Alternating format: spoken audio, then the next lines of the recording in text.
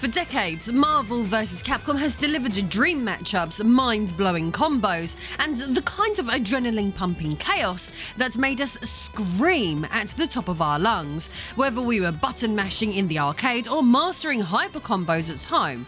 But how did it all begin? What really made these games some of the most iconic crossovers in gaming history, and how did they evolve into the insane, over-the-top spectacles we know today? Get ready to dive into the ultimate history of every Marvel vs. Capcom game, from the first huge multiversal of X-Men vs. Street Fighter to the mind-blowing roster explosions of Marvel vs. Capcom 2 and the shocking twists and turns of Infinite. This is the full story of the series that changed the rules of the fighting game genre forever. Let's tag in and get started.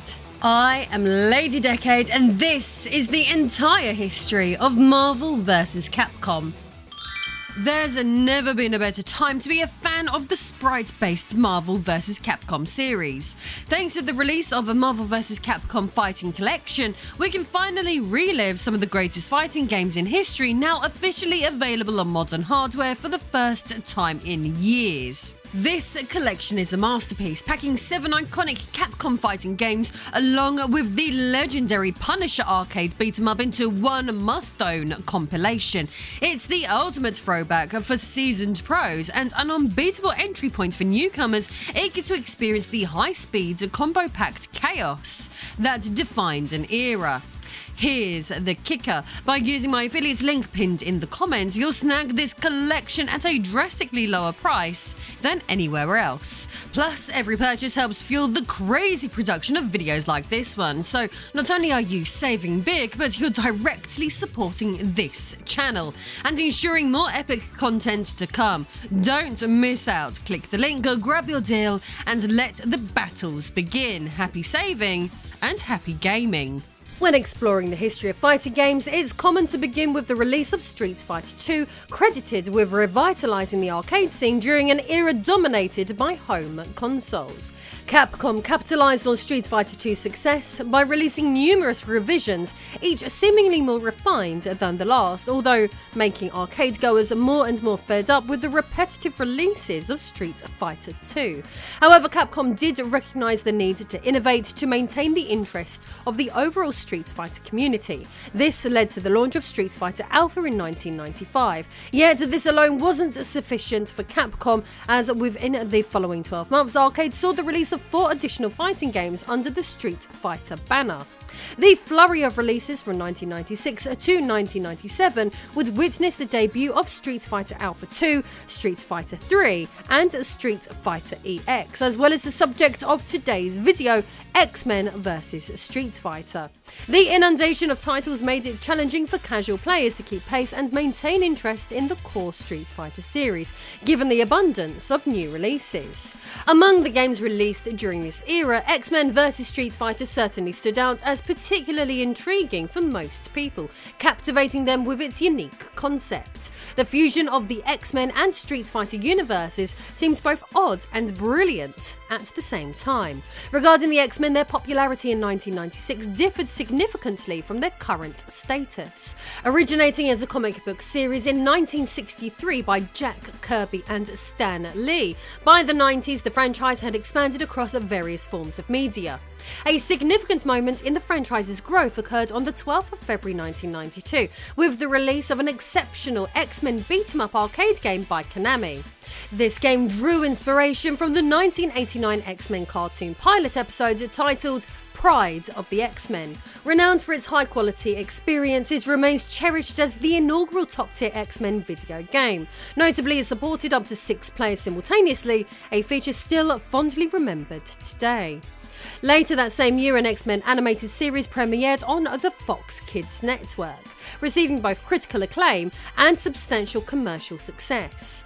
This success led to the production of 4 additional seasons of the show, along with an array of comic books, action figures and, naturally, more video games.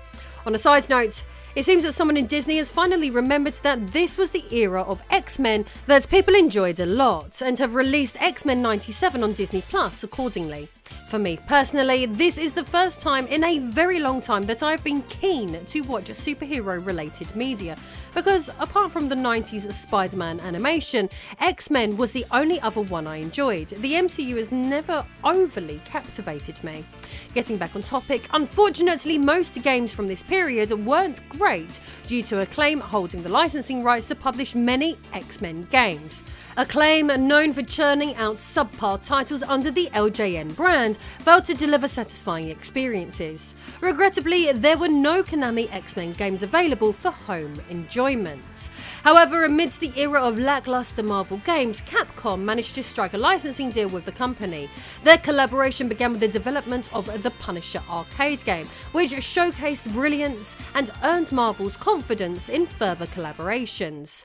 The next notable project from Capcom was the 1994 title X-Men Children of the Atom. Initially released on the Capcom CP System 2 arcade hardware, it later made its way to various home platforms. This fighting game adopted controls and conventions established in Street Fighter 2 and Darkstalkers, but introduced a significant innovation: superhero-like air combat. Unsurprisingly, this innovation resulted in a chaotic and a thrilling fighting experience. Additionally, as part of the licensing agreement, Capcom included Akuma as a secret character in the game. Akuma, a character inspired by the legend of Shenlong and previously featured as a secret unlockable in multiple Street Fighter games, made a surprising appearance in the X-Men universe. Although his Street Fighter 2 sprite seemed out of place, his inclusion added a magical element to the game. X-Men Children of the Atom marked the first time characters from X-Men and Street Fighter clashed, setting the stage for future crossovers. In 1995, Capcom and Marvel released their next installment in their collaboration, a fighting game simply titled Marvel Superheroes. Unlike its predecessor, this game featured a broader range of characters from across the Marvel universe, not just X-Men. Players were tasked with collecting Infinity Gems from their opponents, culminating in a final boss battle against Thanos. However, it was the subsequent Capcom Marvel fighting game X-Men vs Street Fighter that truly captured attention. The game's arcade attract screen alone was enough to excite anyone who saw it in 1996. The title promised an unprecedented crossover experience, although for those who had been dreaming of such a crossover since playing Children of the Atom 2 years prior, it felt like a long-awaited fulfillment. For players familiar with this classic game on the Capcom CP System 2 hardware, the Character Select screen offered a choice of 16 playable characters from the worlds of X-Men and Street Fighter. Most Street Fighter sprites were borrowed from the Alpha series, while X-Men characters were mostly sourced from Children of the Atom. Notably, Rogue, Sabretooth and Gambit were newly drawn for this title, as they had not appeared in any previous Capcom games. Additionally, Cammy's sprite was new, although she had debuted in Street Fighter Alpha 2 Gold around the same time.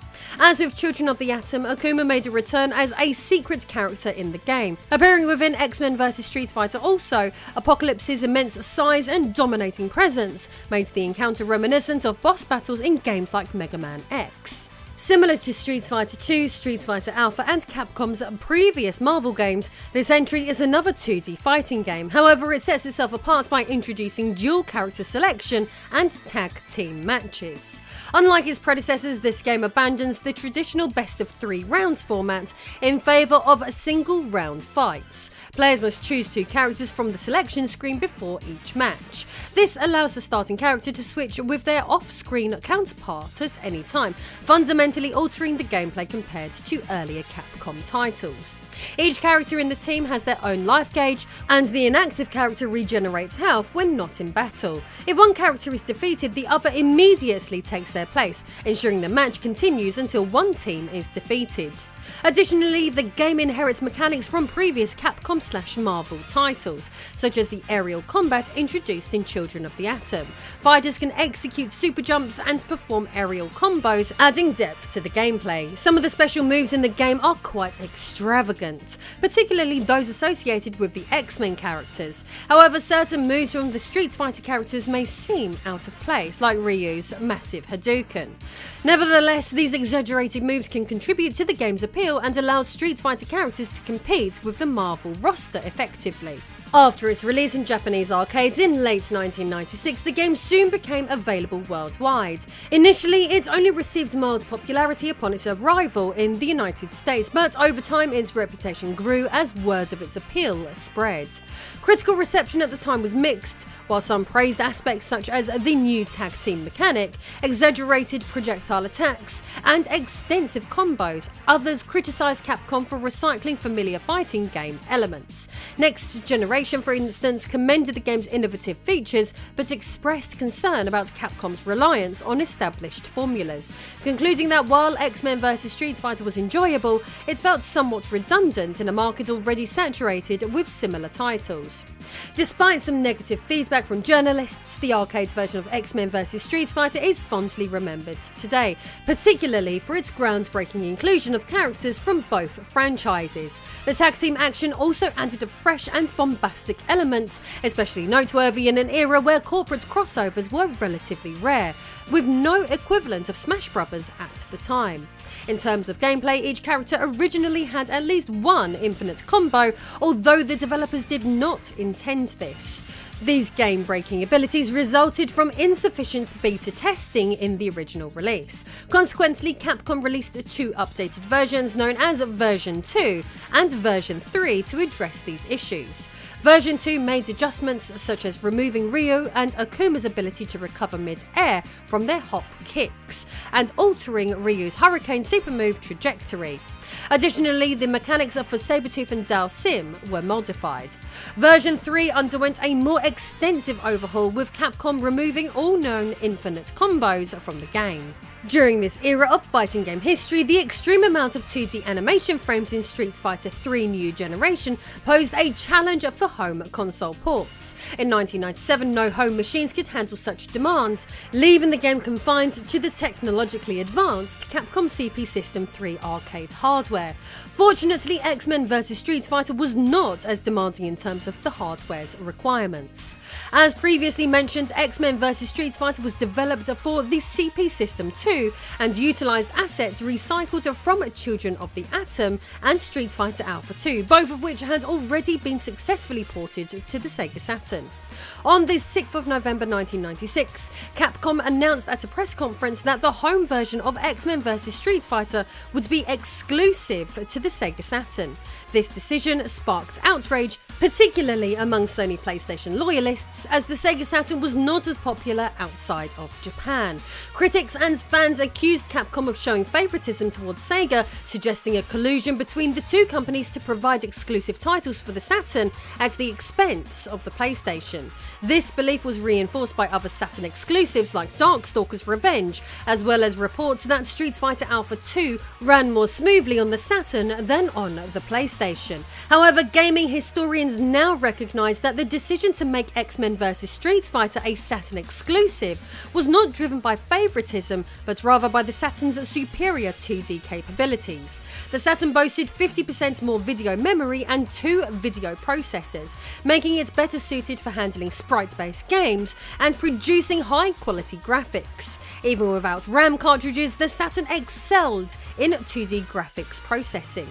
Given the demands of X-Men vs Street Fighter, particularly its tag team matches, the Saturn emerged as the ideal platform for the game. Therefore, the decision to make it a Saturn exclusive was ultimately a practical one, leveraging the system's strengths for an optimal gaming experience.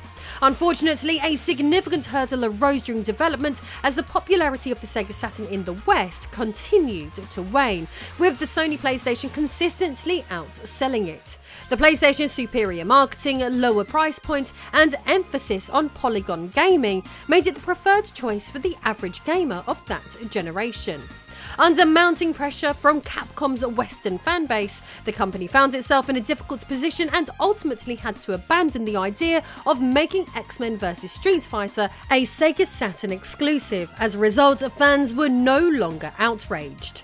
In response to these developments, Electronic Gaming Monthly reported that Capcom announced a change in plans. Instead of being exclusive to Sega, X-Men vs Street Fighter would be released simultaneously on both the PlayStation and Saturn, promising arcade-perfect versions for each platform.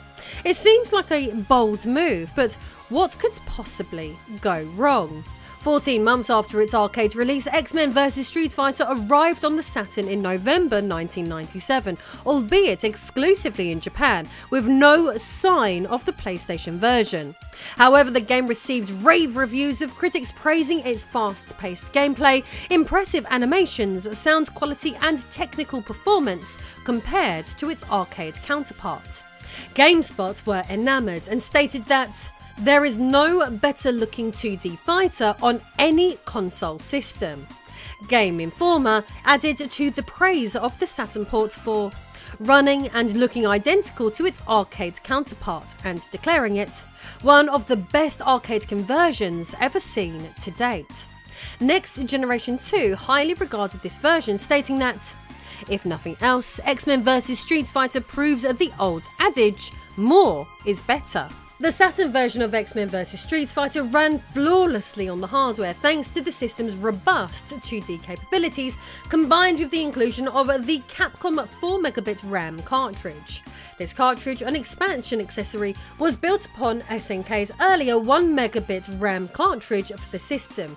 The additional memory provided by the Capcom cartridge ensured smooth gameplay and prevented issues like slowdown. With the existence of this expansion cartridge, it's no wonder Capcom initially considered releasing the game exclusively for the Saturn. However, despite its technical success, the Saturn version remained exclusive to Japan due to Sega's diminishing support for the system in North America and Europe, caused by declining hardware and software sales. Nevertheless, Western retailers, including Electronic Boutique, imported the game from Japan to cater to demand from import enthusiasts, highlighting the Saturn's enduring popularity among enthusiasts. Turning to the PlayStation version, the situation took an unexpected turn. Despite Capcom's promise of an arcade-perfect release simultaneous with the Sega Saturn version, the PlayStation version faced delays. It finally launched in Japan in February 1998, 4 months after the Saturn release. North America received it in June, while Europe and Australia had to wait until winter. The staggered release schedule raised eyebrows, especially considering Capcom's initial reluctance to develop a PlayStation version. When the PlayStation version did arrive, it fell short of expectations. Due to the system's memory constraints and other 2D limitations, significant alterations were necessary. This included removing character animation frames and, most notably, the elimination of tag team combat, a defining feature of the game. These compromises were necessary for the game to run smoothly on the PlayStation, but they significantly diminished the overall experience compared to its Saturn counterpart. In this diluted version of the game, the mechanic allowing players to switch between characters at will is removed. Instead, the second character is only utilised during specific attacks, such as variable combinations. To offset this change, one-round battles are replaced with the more conventional 2 out of 3 falls format found in many other fighting games of the period. Interestingly, despite these alterations, players can still experience a stage match in the game, albeit only through a cheat code. However, it's worth noting that this sort of tag match requires both players to select the same 2 characters, as the PlayStation lacks the ability to store 4 different character animations simultaneously in its working memory. The compromised PlayStation version of X-Men vs Street Fighter received scathing reviews at the time, with many journalists criticising its shortcomings. Ironically, the game that initially caused outrage for being made exclusive to the Saturn was now causing outrage for its inferior quality on the PlayStation. It seems that pleasing everyone was an impossible task in this scenario. Next Generation stated, "If you've never seen a Capcom fighting game before, this might be fun for a few minutes, but there is not one single positive thing to be said for the trade-offs that Capcom made to get this game to the PlayStation. Ouch." Game Revolution adds to this version's criticism by stating, "The game is a poor conversion of its arcade counterpart. The graphics aren't going to impress anyone either. If you're looking for a game that is a better arcade translation, check out Tekken 3 or wait for Street Fighter vs the Care Bears, due out later this year." My favourite of these angry reviews came from GameSpot, which is hilarious to read throughout. The opening paragraph of their review features a level of salt that is so intense, it had me chuckling upon digesting every sentence. The opening paragraph reads, When a system is incapable of doing justice to a game, one would think a company would be smart enough to not release the game on that system. But for reasons that are probably based entirely around making money, Capcom has released a completely butchered version of its arcade fighter, X-Men vs Street Fighter, on the PlayStation. Amongst this scathing review, they also state that the graphics look very washed out, and there is a completely unacceptable amount of slowdown. Ken's Shoryuken super combo had most of the frames chopped out, and it still slows the game down to a crawl. The slowdown and missing frames are so bad and so noticeable that they have a detrimental effect on the already bad gameplay. The ruthless review closes with the following. At some point in the development cycle, someone should have stepped in, seen that the PlayStation simply couldn't do justice to the original game, and pulled the plug. I like the Street Fighter series as much as the next guy, but this is taking it way too far. The unfortunate reality in this tale is that the PlayStation version was the only option available for Western players at the time, unless they opted for an import copy. The differences between the PlayStation and Saturn versions were so stark that they were marketed separately, with the PlayStation title sold as X-Men vs Street Fighter EX Edition in Japan, a much more honest approach, openly suggesting that this was a different title to what was available on the Saturn and in the arcades. Now, returning to my personal take on the matter, while the PlayStation version may not hold up to its Saturn and arcade counterparts, I don't believe it's as atrocious as some reviewers suggest. It still offers the unique experience of playing as both X-Men and Street Fighter characters in the same game, fulfilling a desire for many casual gamers. It's worth noting that some players may not have been aware of the discrepancies between the home and arcade versions.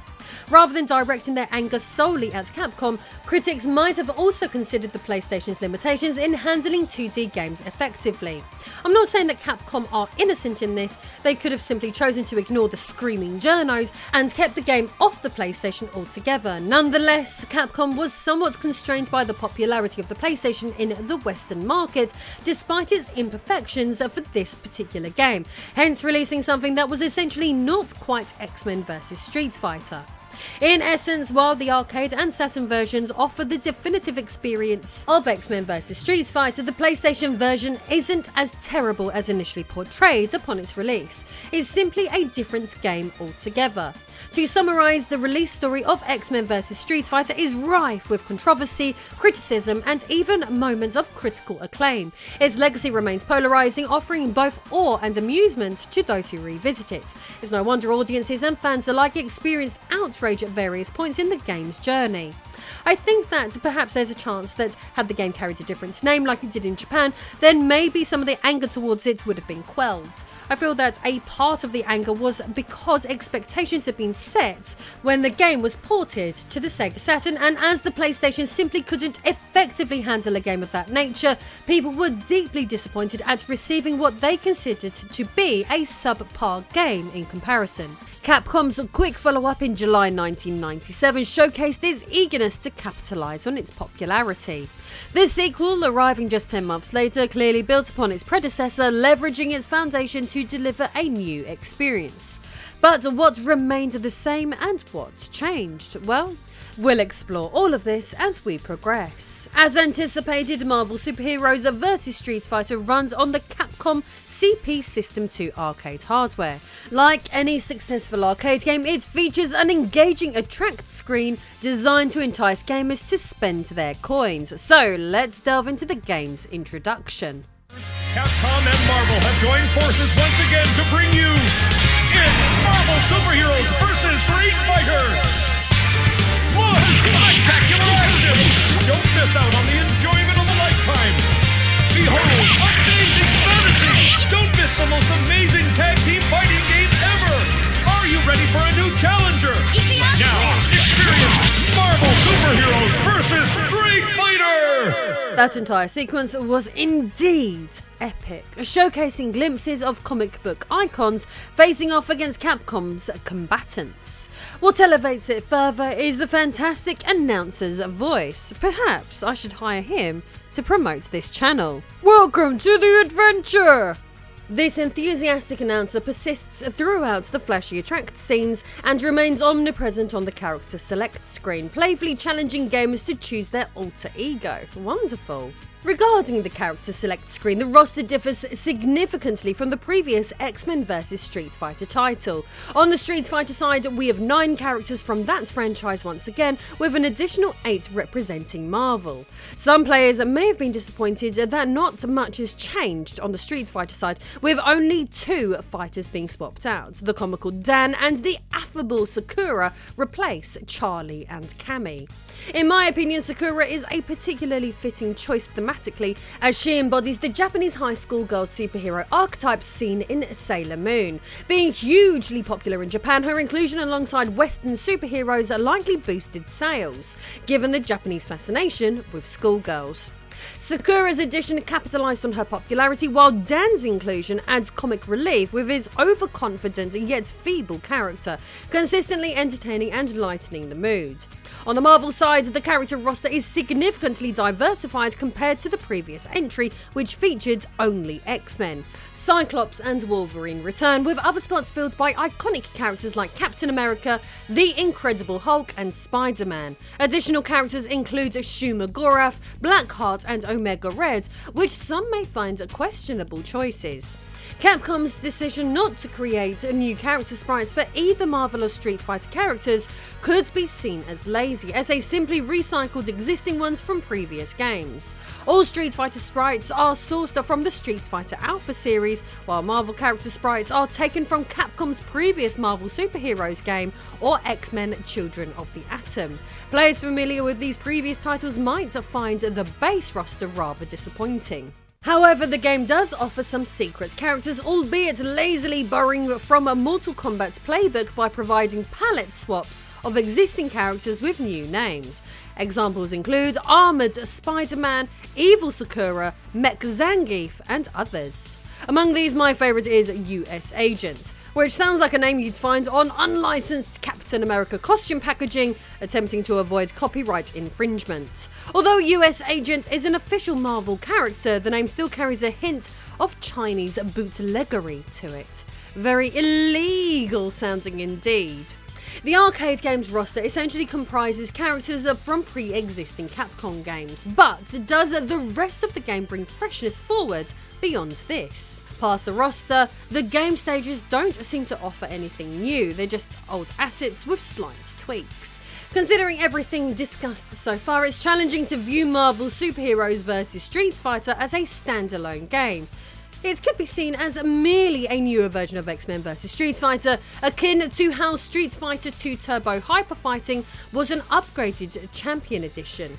Continuing with similarities, players once again battle Apocalypse at the end of a playthrough, but the game introduces a cool twist that adds entertainment value, as after taking on Apocalypse, another formidable opponent awaits, the infamous Cyber Akuma. Essentially functioning as the Terminator in sandals, he presents a tough challenge to all gamers who face this Hadouken-throwing maniac. Terrifying stuff. In upgrading a previous Capcom fighting game, one would typically expect balancing and refinement to combat, along with a few new mechanics added. In Marvel Superheroes vs Street Fighter, the notable addition to gameplay is variable assists.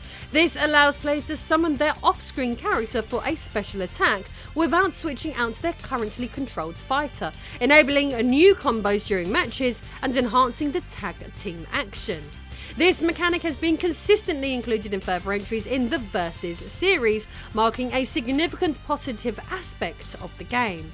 According to Seth Killian, a former Capcom USA community manager, the primary goal of Marvel Superheroes vs Street Fighter was to tone down the on-screen chaos compared to X-Men vs Street Fighter. Essentially, what he meant was that the developers aimed to make the game more competitive and balanced. X-Men vs Street Fighter, while fun, suffered from coding flaws allowing infinite combos, which some gamers enjoyed. However, to enhance competitiveness, Capcom released 3 different versions of the game to remove this unintended feature.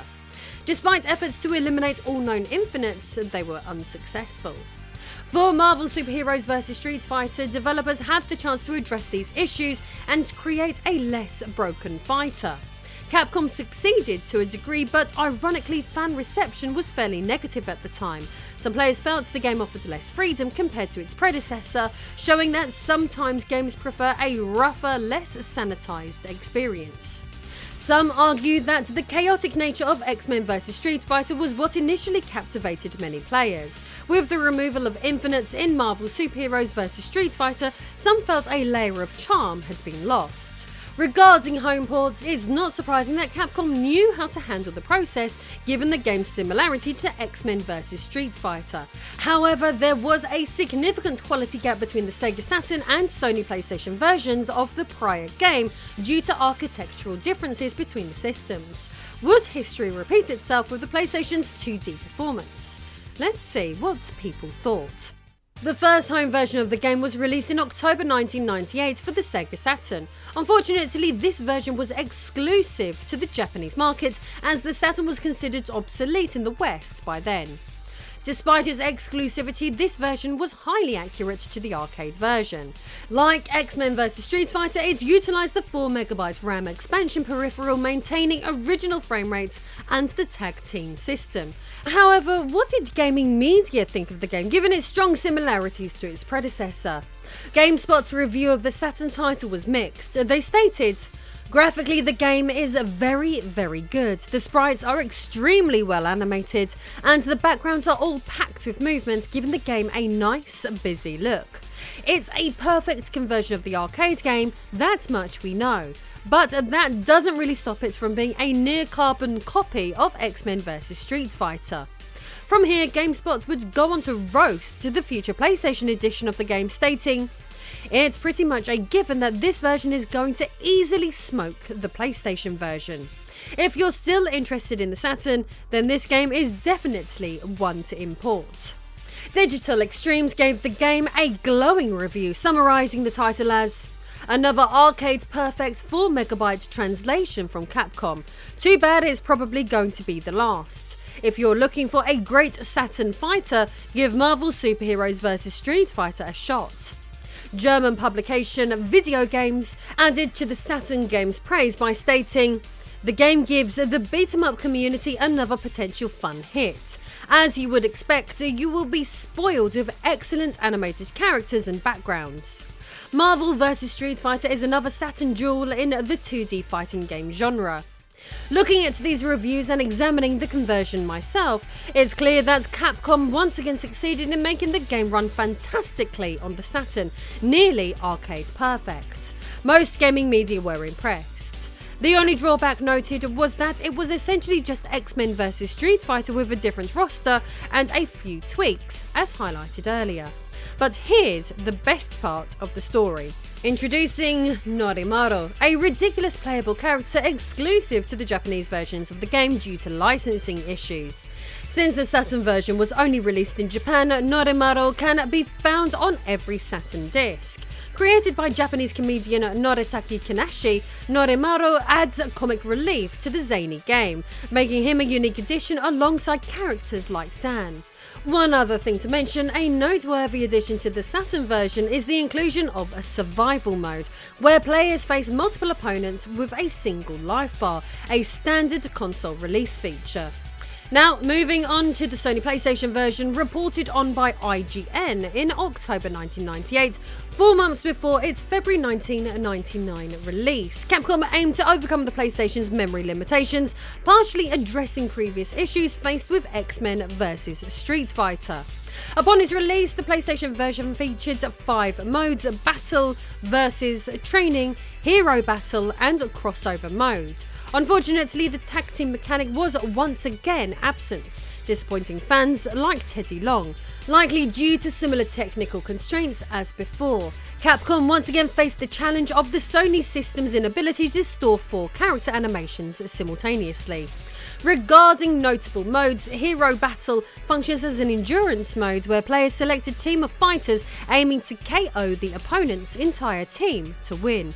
GameSpot describes Crossover mode as follows when they would comment that it allows you to pick 2 characters, then the computer uses the same characters you picked. This limits the amount of information the PlayStation has to handle to 2 characters instead of 4. If you are victorious in this battle, the computer swaps one of the characters each of you have for another. This is done so that you aren't playing with and against the same 2 characters each fight. In essence, this mode serves as a sort of compensation for the absence of traditional tag team action.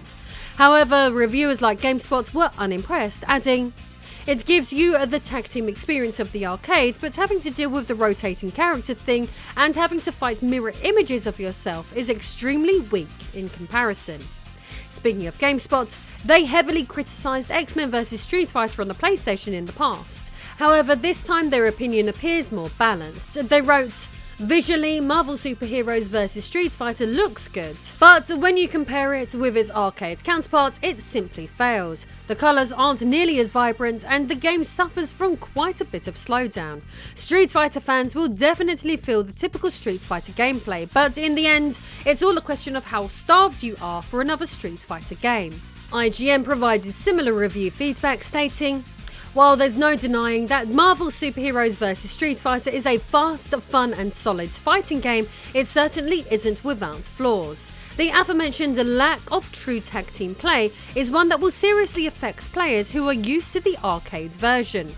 I certainly wouldn't recommend it to those who didn't enjoy X-Men vs Street Fighter or for those who are looking for something truly innovative from their next fighting game." Overall, the 3 versions of this game share similarities in strengths and weaknesses with the 3 versions of X-Men vs Street Fighter released previously. The story of the arcade games and their ports mirror one another, as this newer game is essentially a revision.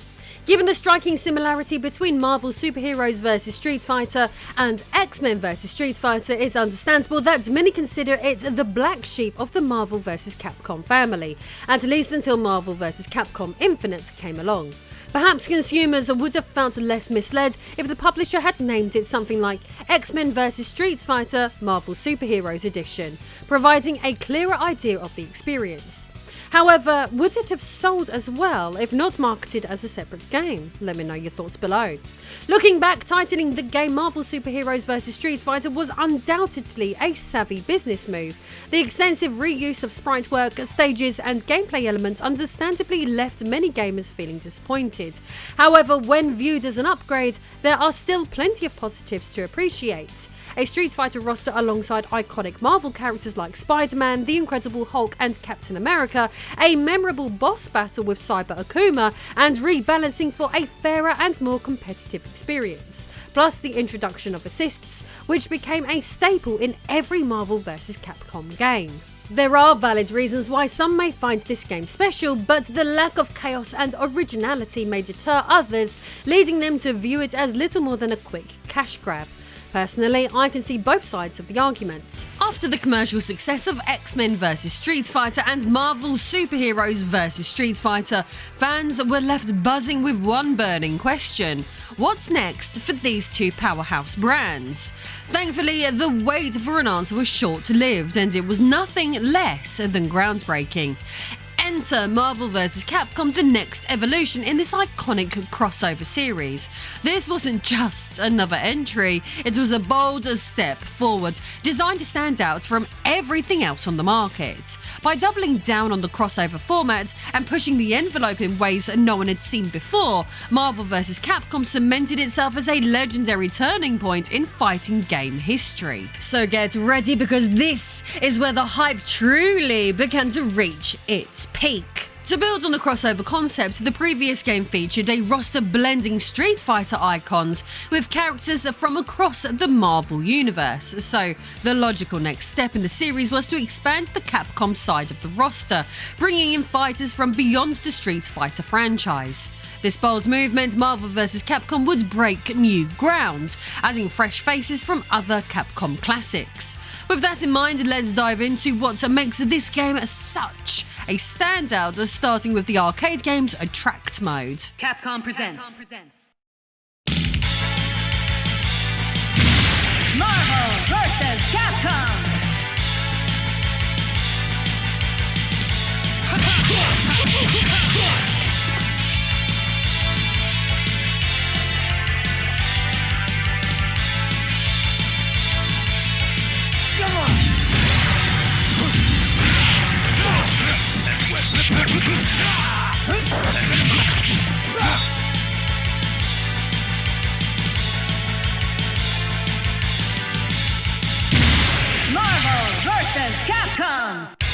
Marvel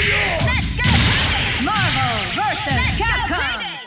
Well, that intro is pure adrenaline, but would you expect anything less from this series? From the jump, Marvel vs. Capcom lets you know you're in for something special. Even at the character select screen, the excitement kicks off, offering 15 playable characters at launch. Familiar favourites return from earlier entries. From Street Fighter we have Ryu, Chun-Li and Zangief. From Marvel's side, Wolverine, Spider-Man, Captain America and the Hulk are all back, alongside Gambit, who makes his triumphant return after debuting in X-Men vs. Street Fighter, a welcome comeback, especially given how beloved his character is. If you've been keeping count, that's 8 returning fighters, which means the other 7 are brand new additions to this crossover series, so let's break them down. On the Marvel side, we get 2 fresh faces. First up is War Machine from the Iron Man franchise, which some eagle-eyed players might recognise as a reworked palette swap of Iron Man from Marvel superheroes. But the real showstopper here?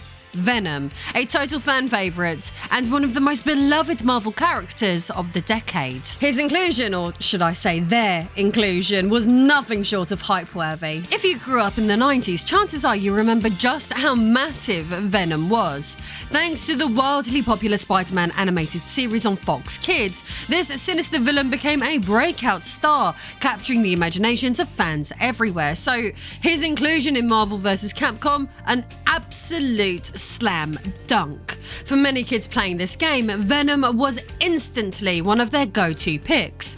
After all, how could he not be? But this is a tag team game. That meant pairing Venom with another fighter, which brings me to another iconic addition to the roster: Mega Man. Many never in their wildest dreams ever expected to see Mega Man in a game like this. Mega Man's debut in Marvel vs. Capcom was nothing short of monumental. For fans of the Blue Bomber, seeing him step out of his platforming roots and into the high-octane, combo-heavy world of fighting games felt like a long overdue celebration of his legacy. It was the first time many gamers saw him standing shoulder to shoulder with icons like Spider-Man and Ryu, solidifying his place as a true gaming legend. What made it even more special was how well his unique moveset translated into the fast-paced action, complete with his trusty Mega Buster and iconic slide. For longtime fans, his inclusion was a triumphant moment that gave Mega Man the spotlight he deserved, while introducing him to an entirely new audience who might have missed his adventures on the NES and SNES. His debut was a defining moment that made Marvel vs. Capcom feel even more legendary. This game was crazy. Who could imagine teaming up Mega Man with Venom against Chun-Li and Captain America? That is insane. Marvel vs. Capcom was a dream mashup that pushed the boundaries of what fighting games could be. It blended characters from entirely different genres and franchises into one explosive, over-the-top package. Mega Man wasn't the only standout Capcom addition either. Marvel vs. Capcom also marked the debut of Strider Hiryu from the iconic Strider series, Jin Saotome from Cyberbots, Captain Commando from the 1991 side-scrolling beat-em-up, and of course Morrigan from the Darkstalkers series, who had already amassed a cult following thanks to her sultry design and devastating moveset. Beyond the initial roster of 15 characters, the game also included a handful of secret fighters to keep things fresh.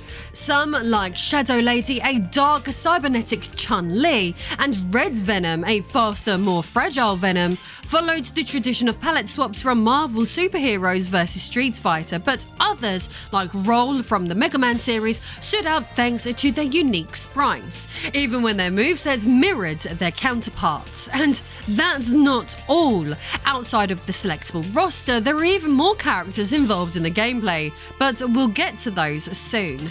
For now, let's talk mechanics. Marvel vs. Capcom builds on the core gameplay established in its predecessors, retaining the tag team format and aerial combat that made these crossovers legendary. It's fast, it's chaotic, and it's everything you could want from a fighting game of this caliber, so let's dive deeper. Hyper combos make their triumphant return in Marvel vs. Capcom, but combat-wise, there's a significant shift that changes the dynamic of gameplay. Remember the variable assists from Marvel Superheroes vs. Street Fighter, where you could call your off-screen partner for a quick special attack? Well, that feature has been scrapped. In its place, we get something completely new, the guest character special partner system. And let me tell you, it's a game changer. So, what are guest characters? In addition to the roster of playable fighters, the game introduces a whopping 20 guest characters who act as support during battles. These aren't just random throwaways either. There are some seriously iconic faces here, including Cyclops, Jubilee, Thor, and even Arthur from Ghosts and Goblins. These characters are randomly assigned to players before each fight and can be called in a limited number of times during a match to unleash unique support attacks. This ties into another new feature debuting in this game, the Variable Cross, also known as the Duo Team Attack. This allows you to double team your opponent by controlling both of your characters at once for a limited time. The results? Absolute chaos and absolute hype. It's like pulling off a wrestling style tag team finisher but cranked up to fighting game perfection. Adding to the fresh experience, Marvel vs. Capcom comes with an entirely new soundtrack that blends brand new tracks with remixes of beloved Capcom tunes from years past. This extends to the stage design as well. Unlike its predecessors, X-Men vs. Street Fighter and Marvel Superheroes vs. Street Fighter, which lazily reused the same backdrops, this game introduces a full lineup of original stages.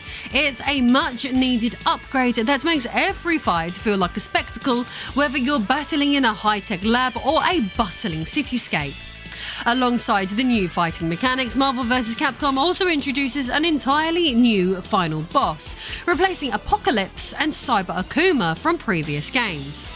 In their place is Onslaught, a villain ripped straight from the X-Men universe. And make no mistake, this boss fight is infamously brutal, often regarded as one of the most challenging encounters in the genre and undoubtedly the hardest boss in the series.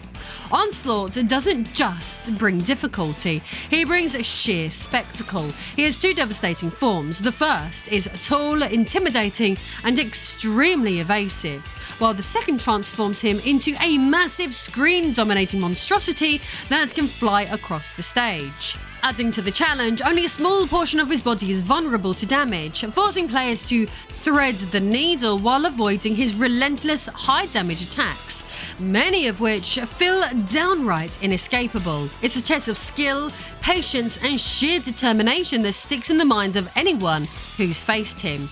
With Onslaught, new mechanics, and an expanded roster, Marvel vs. Capcom offers a wealth of new content that truly sets it apart from its predecessors. But how did it fare in the home console market? Let's take a closer look. Previous entries in the system had been ported to both the Sega Saturn and Sony PlayStation. Notably, the Saturn versions outshone their PlayStation counterparts thanks to the Saturn's superior handling of 2D sprites.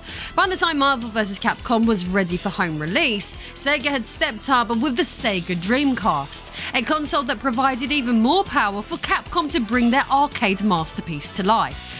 Fans first learned of the Dreamcast port during the 1998 Tokyo Game Show, and expectations were high for this transition to Sega's next generation console.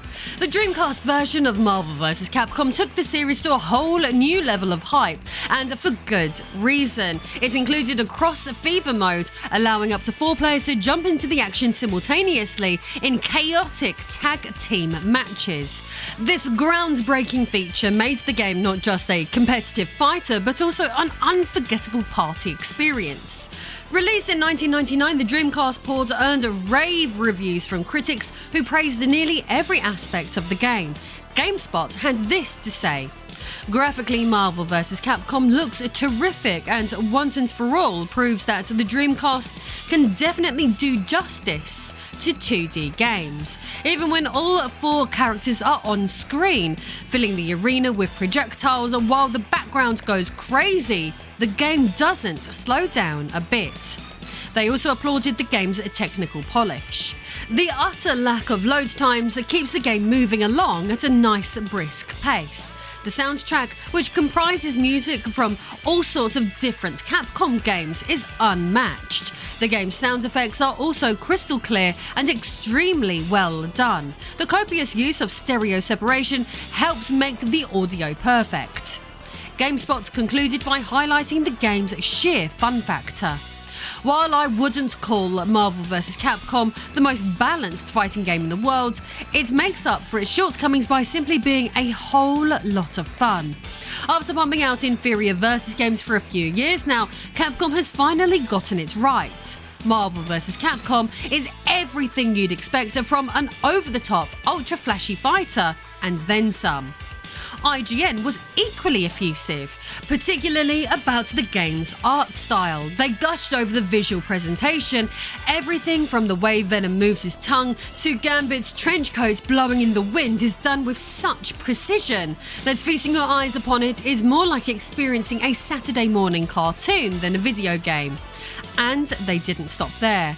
At even the most frantic moments of combo madness, the backgrounds and characters moved just as fluidly as they did before the insanity began. In fact, it's so visually orgasmic that I couldn't help but smile, and smile big whenever something cool happened. 32-bit systems can't do this stuff, folks. With cutting-edge visuals, silky smooth performance and innovative gameplay features like Cross Fever, the Dreamcast version of Marvel vs. Capcom didn't just bring the arcade experience home, it elevated it. It's no wonder this port remains one of the most beloved entries in the series. The Marvel vs. Capcom port for the Sega Dreamcast didn't just meet expectations, it shattered them. Universally praised, the game was not only arcade perfect, but boasted additional play modes exclusive to the console.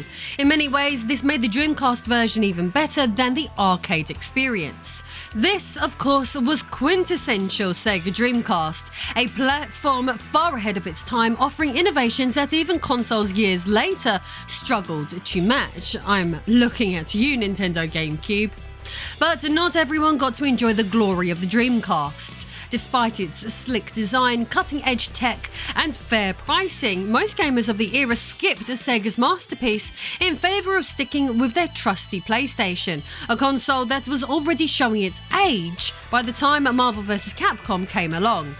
While the Dreamcast was a powerhouse, the PS1 was simply not built to handle demanding 2D sprite-based games at this level.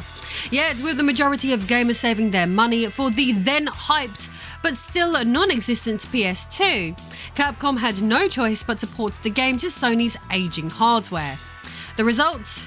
Well, let's just say that compromises had to be made. As we've discussed in the past with X-Men vs Street Fighter and Marvel Superheroes vs Street Fighter, the PS1 wasn't capable of holding 4 unique sprite sets for tag team battles in its limited memory. This meant the series' signature feature, tag matches with 4 beloved characters, simply wasn't possible on the PlayStation. However, to Capcom's credit, they learned and improved with each successive PS1 port, and Marvel vs. Capcom stands as the most refined of the bunch. While it couldn't deliver the same jaw-dropping experience as the Dreamcast version, it still managed to give PS1 owners a respectable taste of this legendary game. Familiar issues reappear in the PlayStation port of Marvel vs. Capcom, such as missing animation frames for certain characters, lengthy load times, and, of course, the absence of proper tag team gameplay. However, this version offers far more unique differences than it often gets credit for. In Japan, the game was released as Marvel vs. Capcom Clash of Superheroes EX Edition, a title that hints at its departure from the original arcade experience. Far from being just a watered-down imitation, Capcom made a clear effort to make this version distinct from its arcade counterpart, and from previous crossover games that had been heavily criticised on the PlayStation. Like its Sony PlayStation predecessors, the game adopted a one-on-one round-based format, as opposed to the tag team matches the series was known for. This time around though, rather than being just a limitation, Capcom implemented several mechanical changes to enhance the experience within this framework. Some of these adjustments were so innovative that they arguably improved the port, making it a unique and rewarding experience in its own right. In fact, some of the additions in the EX edition were so forward-thinking that they served as testing grounds for features that would later define Marvel vs. Capcom 2. The most notable example is the inclusion of delayed hyper combos or DHCs, a mechanic that became a cornerstone of Marvel vs. Capcom 2's gameplay. DHCs allowed players to cancel a super attack performed by their point character into a super from the next character. While the PlayStation version doesn't include tag team gameplay, it makes up for it by allowing players to cancel hyper combos into another hyper combo, creating exciting opportunities for extended combos and heightened strategic depth. These additions give players more tools to work with in combat, making the EX edition feel less like a compromise and more like a different but equally engaging take on Marvel vs. Capcom. With these innovations, the PlayStation port may not be arcade perfect, but it stands out as an experimental and fascinating evolution in the series, bridging the gap between its predecessors and the groundbreaking Marvel vs. Capcom 2. Speaking of such a game, let's move on to discussing that all-time great now. But before delving deeper into this game, let's take a moment to consider what was likely many players' first glimpse of it, the arcade intro sequence. This introduction was designed to get gamers excited and eager to insert their coins, so let's take a look at what set the stage for this excitement to come.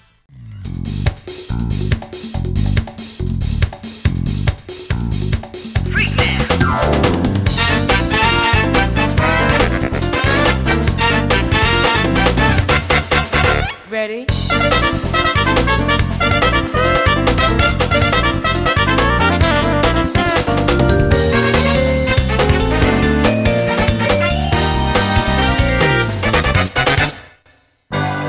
Marvel vs. Capcom 2 New Age of Heroes. So, as you can clearly see, instead of showcasing a lot of fighting scenes as in previous introductions, it looks like Capcom seemed to believe that the brand was strong enough to take a different approach. Therefore, rather than immediately displaying gameplay, the intro instead highlighted the impressive new features and mechanics that Marvel vs. Capcom 2 introduced. This included unveiling an extraordinarily large lineup of fighters in a stylish and bougie sequence. However, there was far more charm included with this entry than simply just this. Looking back to the earlier games, while there were minor mechanical differences between them, the most notable changes were in the character rosters. Each of the 3 titles featured fewer than 20 playable characters with different lineups based on the game's theme. Therefore, the next installment needed to be something bigger and more spectacular than ever before.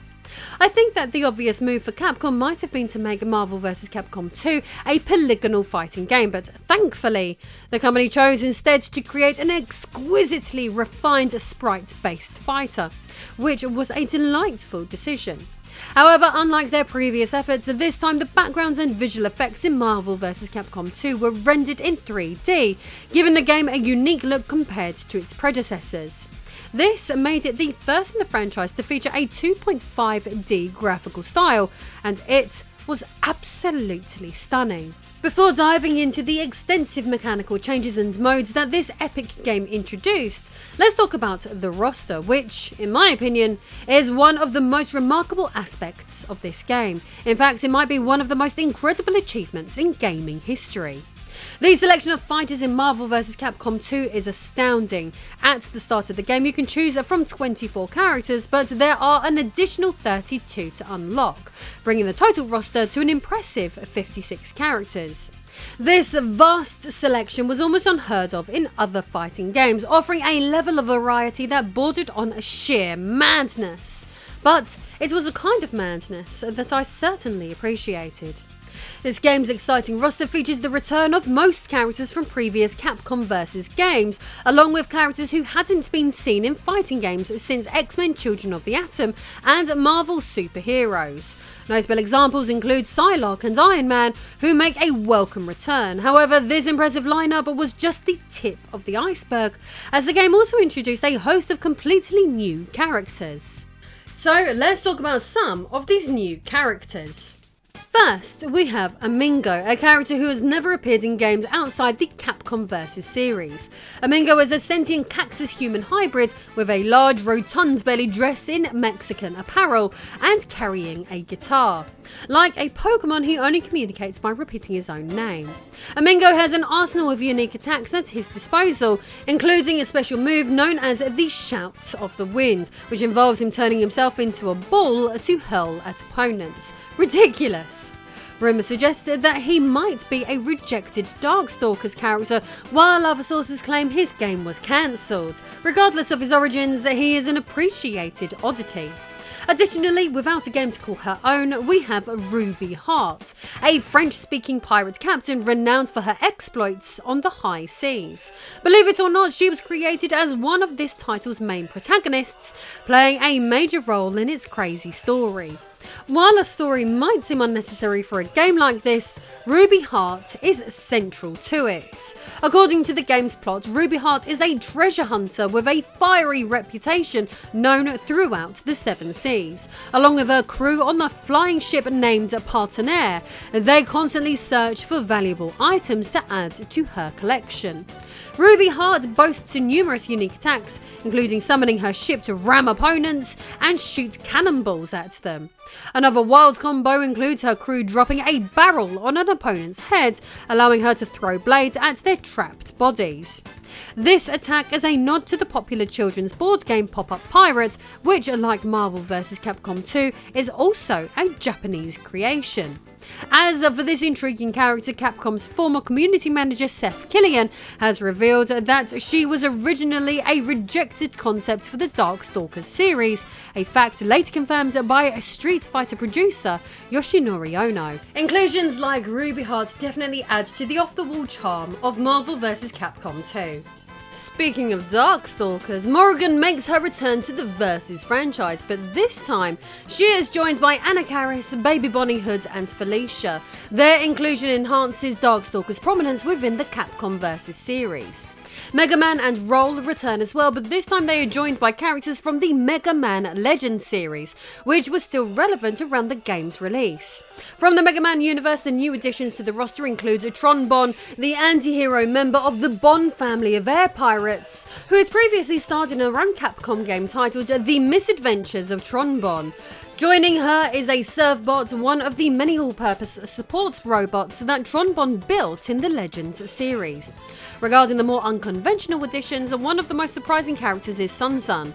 Although she was created specifically for Marvel vs. Capcom 2, she has a connection to another Capcom game. This small monkey girl is portrayed as the daughter of the original Sun, a male character from the 1984 arcade game of the same name.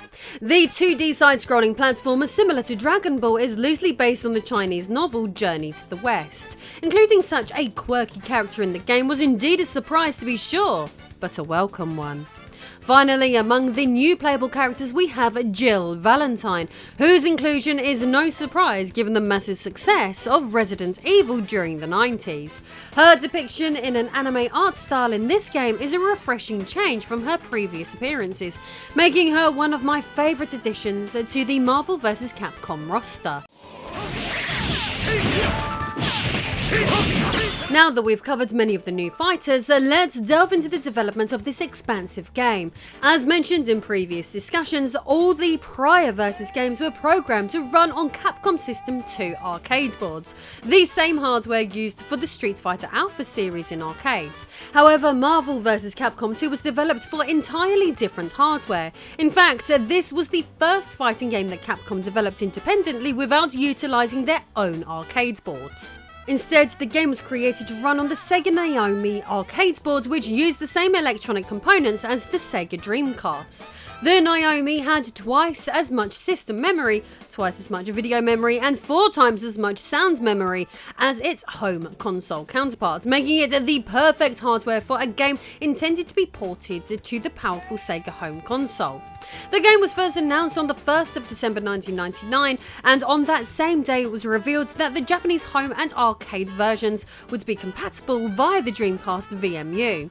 This feature allowed players to exchange data between the two versions, earning experience points that could be used to unlock characters, stages, and costumes. Because after all, who doesn't love costumes? If you like costumes too, you can access my behind the scenes cosplay content and back the channel so that I can buy more via visiting my Patreon page. Thank you very much. On that same day, it was also announced that the game would feature online play for Dreamcast players through a network known as a matching service. However, due to technical limitations, this feature was removed from all international ports of the Dreamcast game. Thanks to the technical similarities between the Naomi and the Dreamcast, it only took a few months for the game's arcade version to be ported to homes in Japan by March of the year 2000. Fortunately, the title was released worldwide by the summer of that same year, allowing players around the globe to enjoy this absolute classic.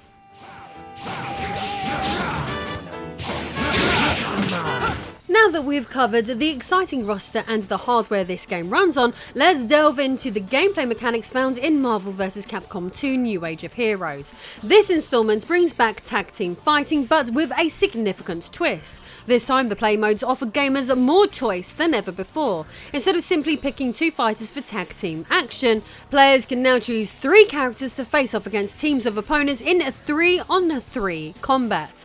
This change instantly gives a practical purpose to the game's massive roster of fighters. How impressive. As in previous games, if a damaged character tags out, they can slowly regenerate health while not in play, adding a strategic layer to the madness. Building on this, the variable system also makes a return, but is even more refined this time around. The variable system mechanic, first introduced in Marvel Superheroes vs. Street Fighter, allows players to call upon their off-screen teammates to join their current character in performing a single special move. This feature adds an extra layer of strategy and excitement to the gameplay. Each character also has 3 assist moves ranging from projectile attacks to healing techniques. The hyper combo gauge returns, gradually filling as players deal and receive damage. Once full, characters can use this power to perform hyper combos that inflict heavy damage. The meter also allows for delayed combos, executing multiple hyper combos simultaneously and variable combinations, enabling all 3 characters to perform hyper combos at once. Absolute mayhem. Other mechanical changes include the snapback move, which forces opponents to switch characters. The game's controls have also been modified, shifting from 6 attack buttons to 4 attack buttons and 2 assist buttons, making the game more accessible to casual players.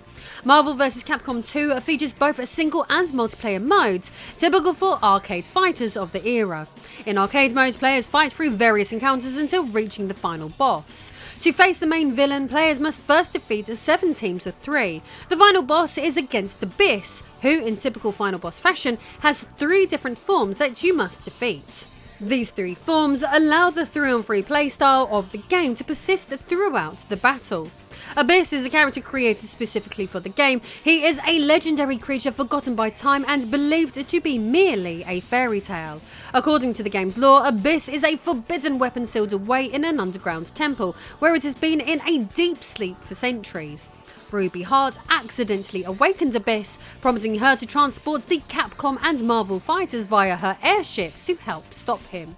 If the game's arcade mode isn't enough for you and you wanted to hone your skills, the title also offers a training mode. This allows players to practice moves and combos without being in direct competitive combat. Additionally, there is a score attack mode similar to arcade mode, but the primary objective is to achieve the highest score possible without needing a continue. The original arcade game also features an experience system, providing players with an incentive to unlock hidden characters. However, the Dreamcast version replaces this with what is known as the Secret Factor menu. In this menu, players can browse and purchase characters, costumes and stages using points earned throughout their playthrough. This feature gives the game a level of single-player replayability that is arguably higher than previous entries in the Capcom vs. series or any prior Street Fighter games. Who doesn't love the amount of content this game includes? The quest for unlockables serves as a great incentive for players to keep coming back, wondering what else the game has to offer. It's also a tempting prospect for completionists who enjoy trying to attain everything within a game. To me, this kind of feature should be in every game, not just fighters, as it provides an easy incentive and a rewarding experience to keep going. Unfortunately, most developers today prefer to put additional content behind paywalls, making unlockables attained through skill or resilience a dying feature. But if you enjoyed this sort of challenge, Marvel vs. Capcom 2 on the Dreamcast delivers it in spades.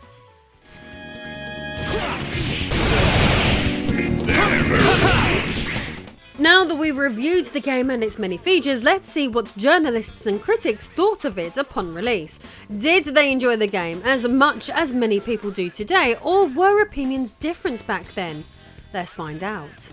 GameSpot reviewed the game favourably, stating, "The over-the-top nature of Marvel vs. Capcom 2 makes the other Versus games look subdued by comparison. Like its predecessor, it isn't the most balanced game in the world, but that doesn't keep it from being a great deal of fun. Fans of the off-kilter action found in the previous Versus games will surely be pleased with Marvel vs. Capcom 2, as it represents the first major set of changes this series has ever seen." IGN would heap praise on the title too, stating, "Capcom sets a new watermark in the Versus series of fighters. All fighting fans must have this game. Marvel vs. Capcom 2 proves to be one of the best fighting games out there, one of the Dreamcast's most sparkling gems, and an awesome experience."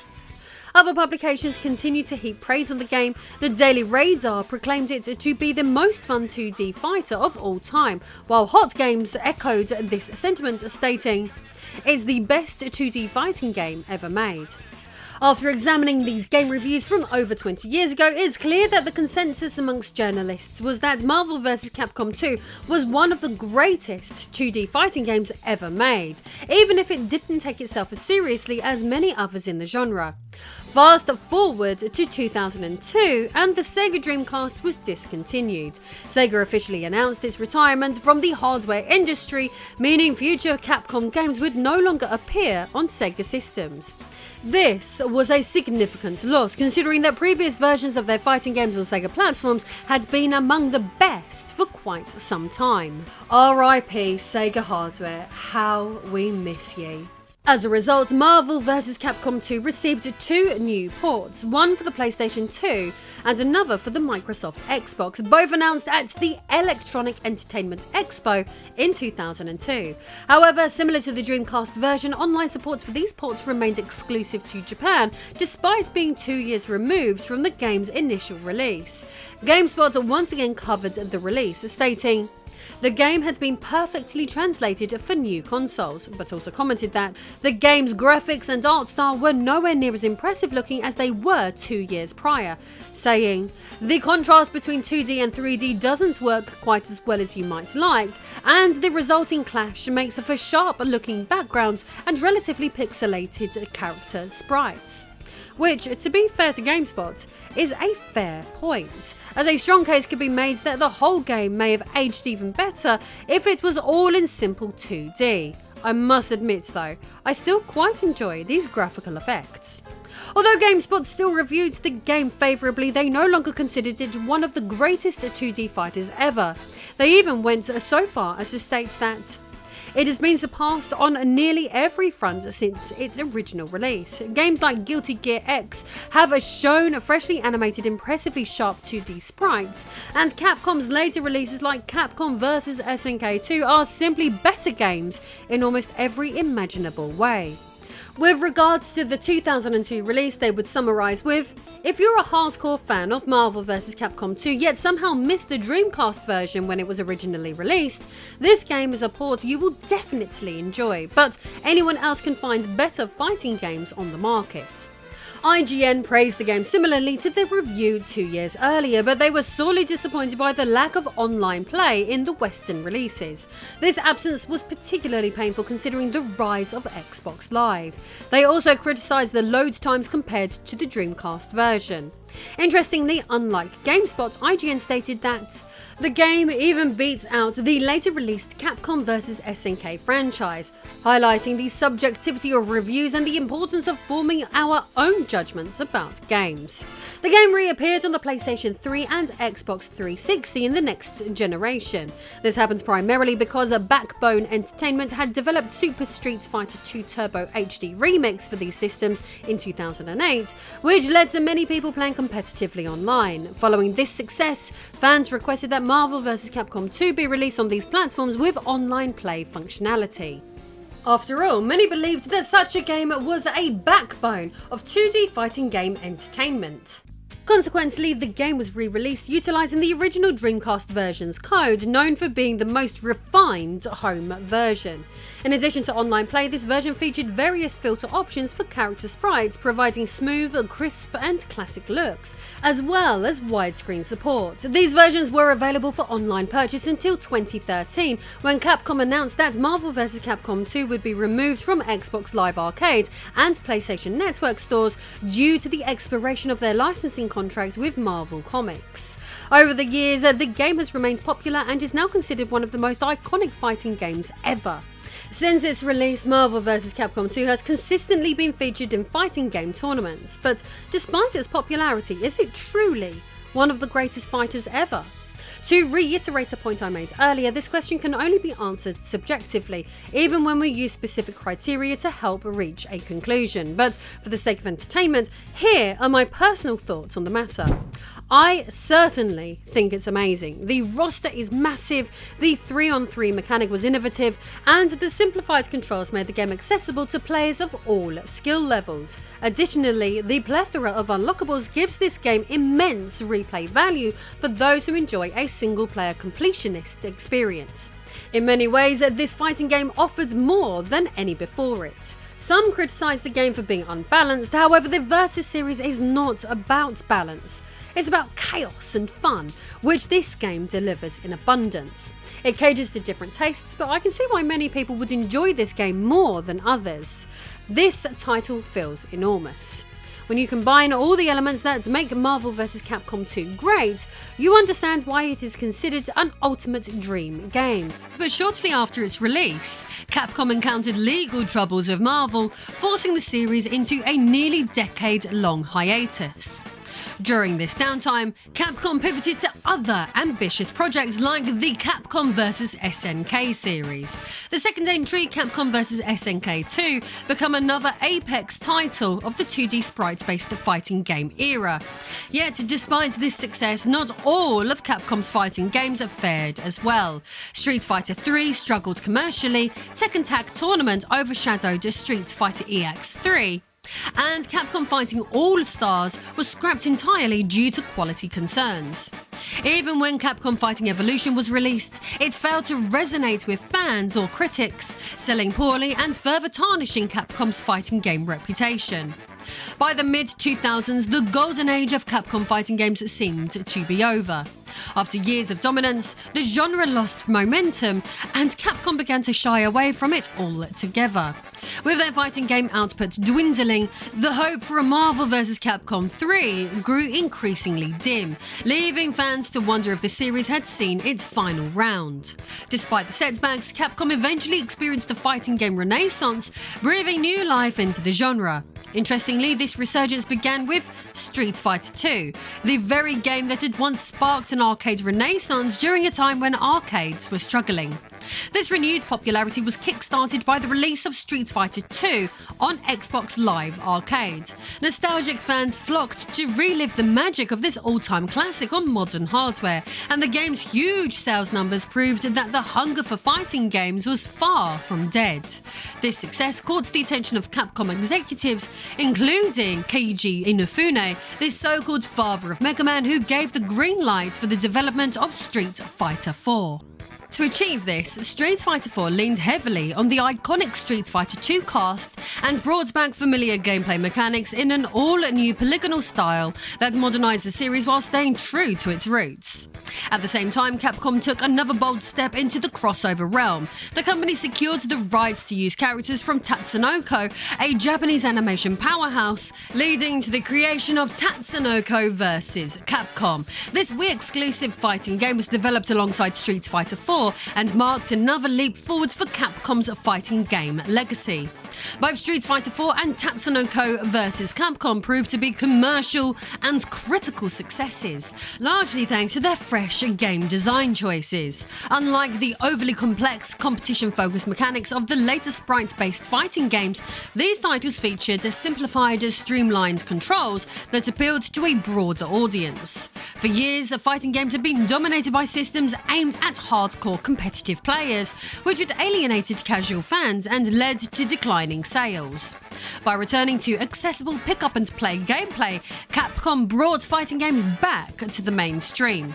This newfound momentum reignited Capcom's fighting game division and paved the way for a wave of new titles. Most excitingly, during this period, Capcom secured the rights to develop another game featuring Marvel characters. The project was officially unveiled at Capcom's Captivate press event in Hawaii in April 2010, making the long-awaited return of the legendary Marvel vs. Capcom series. The fighting game renaissance was in full swing, and fans had plenty to look forward to. Ryota Niitsuma, the man behind the successful Tatsunoko vs. Capcom, was handed the reins to lead the development of Marvel vs. Capcom 3, Fates of Two Worlds. Niitsuma was thrilled to helm a project that fans had been clamouring for over a decade. To bring this long-awaited sequel to life, he revealed that it would be built using Capcom's versatile MT framework engine, the same powerful tool behind hits like Resident Evil 4 and Lost Planet 2. Niitsuma's design philosophy was clear: create a game that mirrored the success of Street Fighter 4 and Tatsunoko vs. Capcom by maximising depth while minimising complexity. Street Fighter 4 had managed to expand the Street Fighter audience by simplifying controls without sacrificing strategic gameplay, and Niitsuma believed this approach could do the same for Marvel vs. Capcom 3. This philosophy was even more critical for this game, as Niitsuma saw it as a unique opportunity to attract Marvel fans who weren't necessarily experienced with fighting games. Timing was everything, and Capcom had hit the jackpot with Marvel vs. Capcom 3. By this point, the Marvel brand had become a global phenomenon thanks to its massive success in Hollywood. This gave the game unparalleled marketing appeal, far beyond what any previous Marvel vs. Capcom title had enjoyed. Keiji Inafune, Capcom's global head of production, saw the potential for this game to be a blockbuster hit, capable of captivating casual gamers and die-hard fighting fans alike. Everything seemed to be falling into place. To make the game even more accessible, the development team implemented a simplified control scheme similar to Tatsunoko vs. Capcom and introduced a new simple mode which we'll explore in detail later. Interestingly, Marvel vs. Capcom 3 also marked a bold first move for Capcom. The game was not designed with an arcade release in mind. Instead, the focus was entirely on the home console market, targeting the PlayStation 3 and Xbox 360. Authenticity was another major focus during development. Capcom's art team collaborated closely with Marvel's comic artists to ensure that every character in the game was visually faithful to their modern comic book appearances. This attention to detail meant that several returning fighters looked noticeably different from their earlier Capcom vs. iterations, reflecting their latest designs in Marvel lore. In a further push for authenticity, Niitsuma decided to replace the Japanese voice actors for Marvel characters with English voice actors, reasoning that having those heroes and villains speak anything other than English would clash with their established images. This commitment to representing the Marvel universe faithfully, combined with Capcom's polished mechanics and a fresh design approach, set the stage for Marvel vs. Capcom 3 to become a monumental entry in the series. Marvel vs. Capcom 3 Fate of Two Worlds, developed by Capcom in collaboration with A-Ting, finally hit store shelves in February 2011, a staggering 11 years after the release of Marvel vs. Capcom 2. This long-awaited sequel launched simultaneously on the Xbox 360 and PlayStation 3, two platforms that provided the perfect stage for the game's epic return. Artistically, Marvel vs. Capcom 3 marked a dramatic departure from its predecessors. Gone were the hand-drawn 2D sprites of old, replaced by sleek 3D character models while retaining the classic 2D plane fighting style. This shift aligned with the visual direction of games like Street Fighter 4 and Tatsunoko vs. Capcom, giving the game a modernized comic book-inspired aesthetic. Combat brought back the beloved 3-on-3 tag team format from Marvel vs. Capcom 2. Players could freely switch between their 3 chosen fighters during matches and call upon teammates for assists, adding a layer of tactical depth. This classic mechanic returned alongside staples like snapbacks, which force opponents to tag out their active character, and crossover combinations, allowing players to unleash their entire team's hyper combos simultaneously in a devastating screen-filling attack. How utterly satisfying. The game also introduced an all-new mechanic called X Factor, a game-changing feature that added a fresh strategic layer to matches. Activating X Factor temporarily boosts a fighter's speed and damage output, while enabling health regeneration. It can be used once per match and even within extended combos, making it a powerful tool for turning the tide. The potency of X Factor increases as your team's health diminishes, making it a true desperation maneuver when all seems lost. As with previous entries, the Hyper Combos gauge fills as characters deal and take damage, powering up a variety of flashy, devastating attacks. This system, combined with X Factor and crossover combinations, ensured the action remains fast-paced, visually spectacular, and deeply satisfying for both veterans and newcomers. With its blend of refined mechanics, modern visuals, and timeless Marvel vs. Capcom chaos, this long-awaited sequel delivered on its immense hype, earning its place as a worthy successor in the legendary crossover series. Like most fighting games, the core goal in Marvel vs. Capcom 3 is simple: use your arsenal of moves to deplete your opponent's life bars. Victory is typically achieved by knocking out all 3 members of the opposing team, though if time runs out, the winner is decided based on the team with the most remaining health. It's straightforward fighting game mechanics at their finest. However, Marvel vs. Capcom 3 took a bold step toward accessibility, streamlining its controls to appeal to the broader casual market cultivated by the booming Marvel Cinematic Universe. As discussed earlier, this approach was part of Capcom's modern design philosophy to make their games more approachable for all players, not just hardcore fighting game fans. The simplification of controls wasn't entirely new to the Marvel vs. Capcom series. Back in 1996, games like X-Men vs. Street Fighter used a 6-button control scheme, offering players 3 punches and 3 kicks to choose from. By the time Marvel vs. Capcom 2 debuted in 2000, Capcom had already scaled this down to a 4-button scheme. Fast forward 11 years to Marvel vs. Capcom 3, the control layout had been pared down even further to just 3 buttons. Light, medium, and heavy attacks, mirroring the simplified approach seen in Tatsunoko vs. Capcom just 2 years earlier. Niitsuma himself addressed this modernized approach, stating that Marvel vs. Capcom 3 would knock down the wall of complicated controls and open up a field of strategic fighting to all comers. But Capcom didn't stop there. For players who had never touched a fighting game but picked up Marvel vs. Capcom 3 out of love for the Marvel Cinematic Universe, the developers introduced Simple Mode. This gameplay style allowed players to perform special moves and hyper combos with single button presses, making the game more accessible than ever. The trade-off? Simple Mode limited the available movesets for each character, sacrificing depth for ease of use. While this effort to welcome new players was commendable, it raises a fair question. If the developers went so far as to create an entirely new mode for casual fans, why not also include a more traditional 6-button hardcore mode for seasoned players? Balancing both extremes could have pleased everyone, but for better or worse, Capcom's focus was clearly on expanding the game's audience. This approach may have failed to satisfy purists, but it undoubtedly succeeded in bringing Marvel vs. Capcom 3 to a wider demographic, ensuring the series' enduring popularity with a new generation of fans. Interestingly, 12 years after the release of Marvel vs. Capcom 3, with the debut of Street Fighter 6, Capcom seems to have finally cracked the code, offering a fighting game with both classic controls for seasoned players and a modern, simplified system for newcomers. It may have taken decades, but they finally delivered a system that caters to both audiences, a lesson learned from years of experimentation. As mentioned earlier, Marvel vs. Capcom 2 boasted a massive roster of 56 characters, while the original version of Marvel vs. Capcom 3 dialed things back to a more streamlined lineup of 36 fighters. When assembling this roster, Marvel worked closely with Niitsuma's team to ensure the characters stayed true to their comic book roots in terms of personality and design.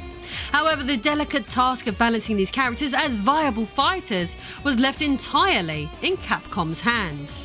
What might surprise fans is that despite Marvel vs. Capcom 2's enormous roster, only 14 of its fighters returned for the first iteration of Marvel vs. Capcom 3.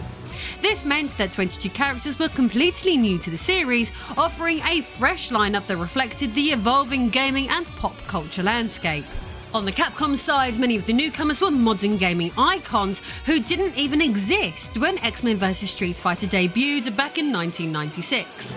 Rather than run through every new addition, the sheer number of fresh faces here means I'll let the gameplay footage mostly speak for itself. That said, I want to highlight a few fan favourites. One standout is Mayor Mike Hager. I mean, how can you not love the guy? With his iconic moustache and bare-knuckle brawling style, he was a long overdue addition to the Capcom vs series.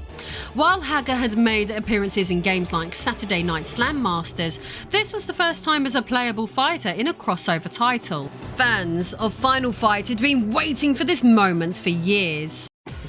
Another fantastic addition is my waifu, Dante from Devil May Cry. By the time Marvel vs. Capcom 3 rolled around, Dante had cemented himself as a gaming superstar, and his inclusion here felt both inevitable and entirely justified. With his flashy swordplay, acrobatic moves and charisma, it would have been a crime to leave him out of the roster.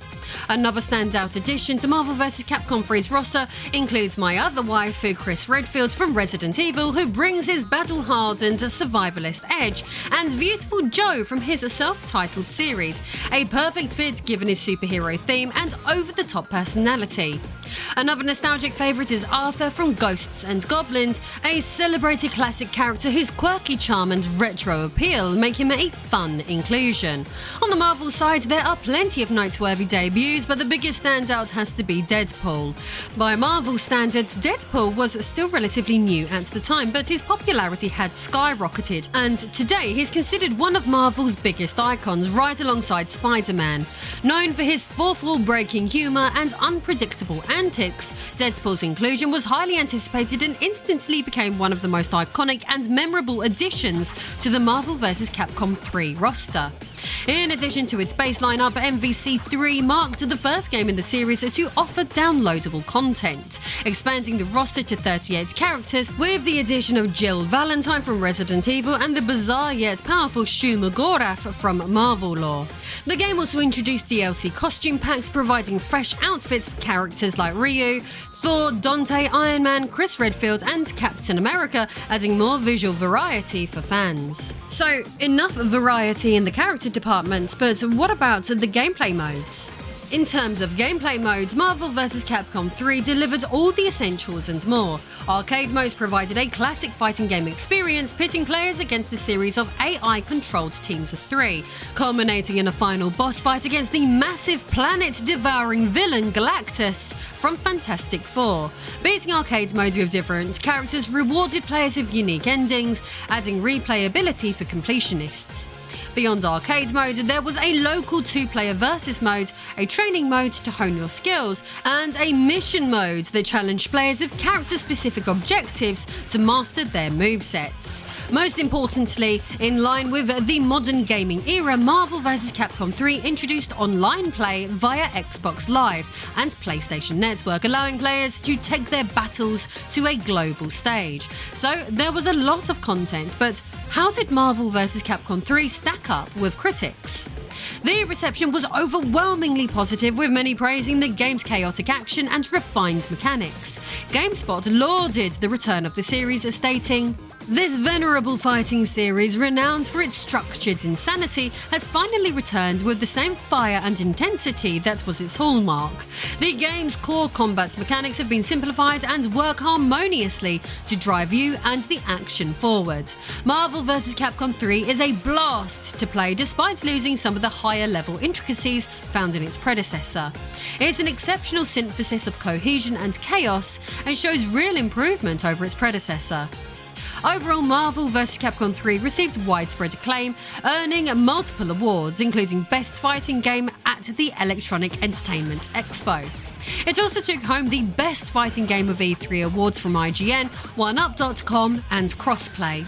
The only significant criticism from reviewers at the time focused on the game's online play features, which lacked the depth of Street Fighter 4.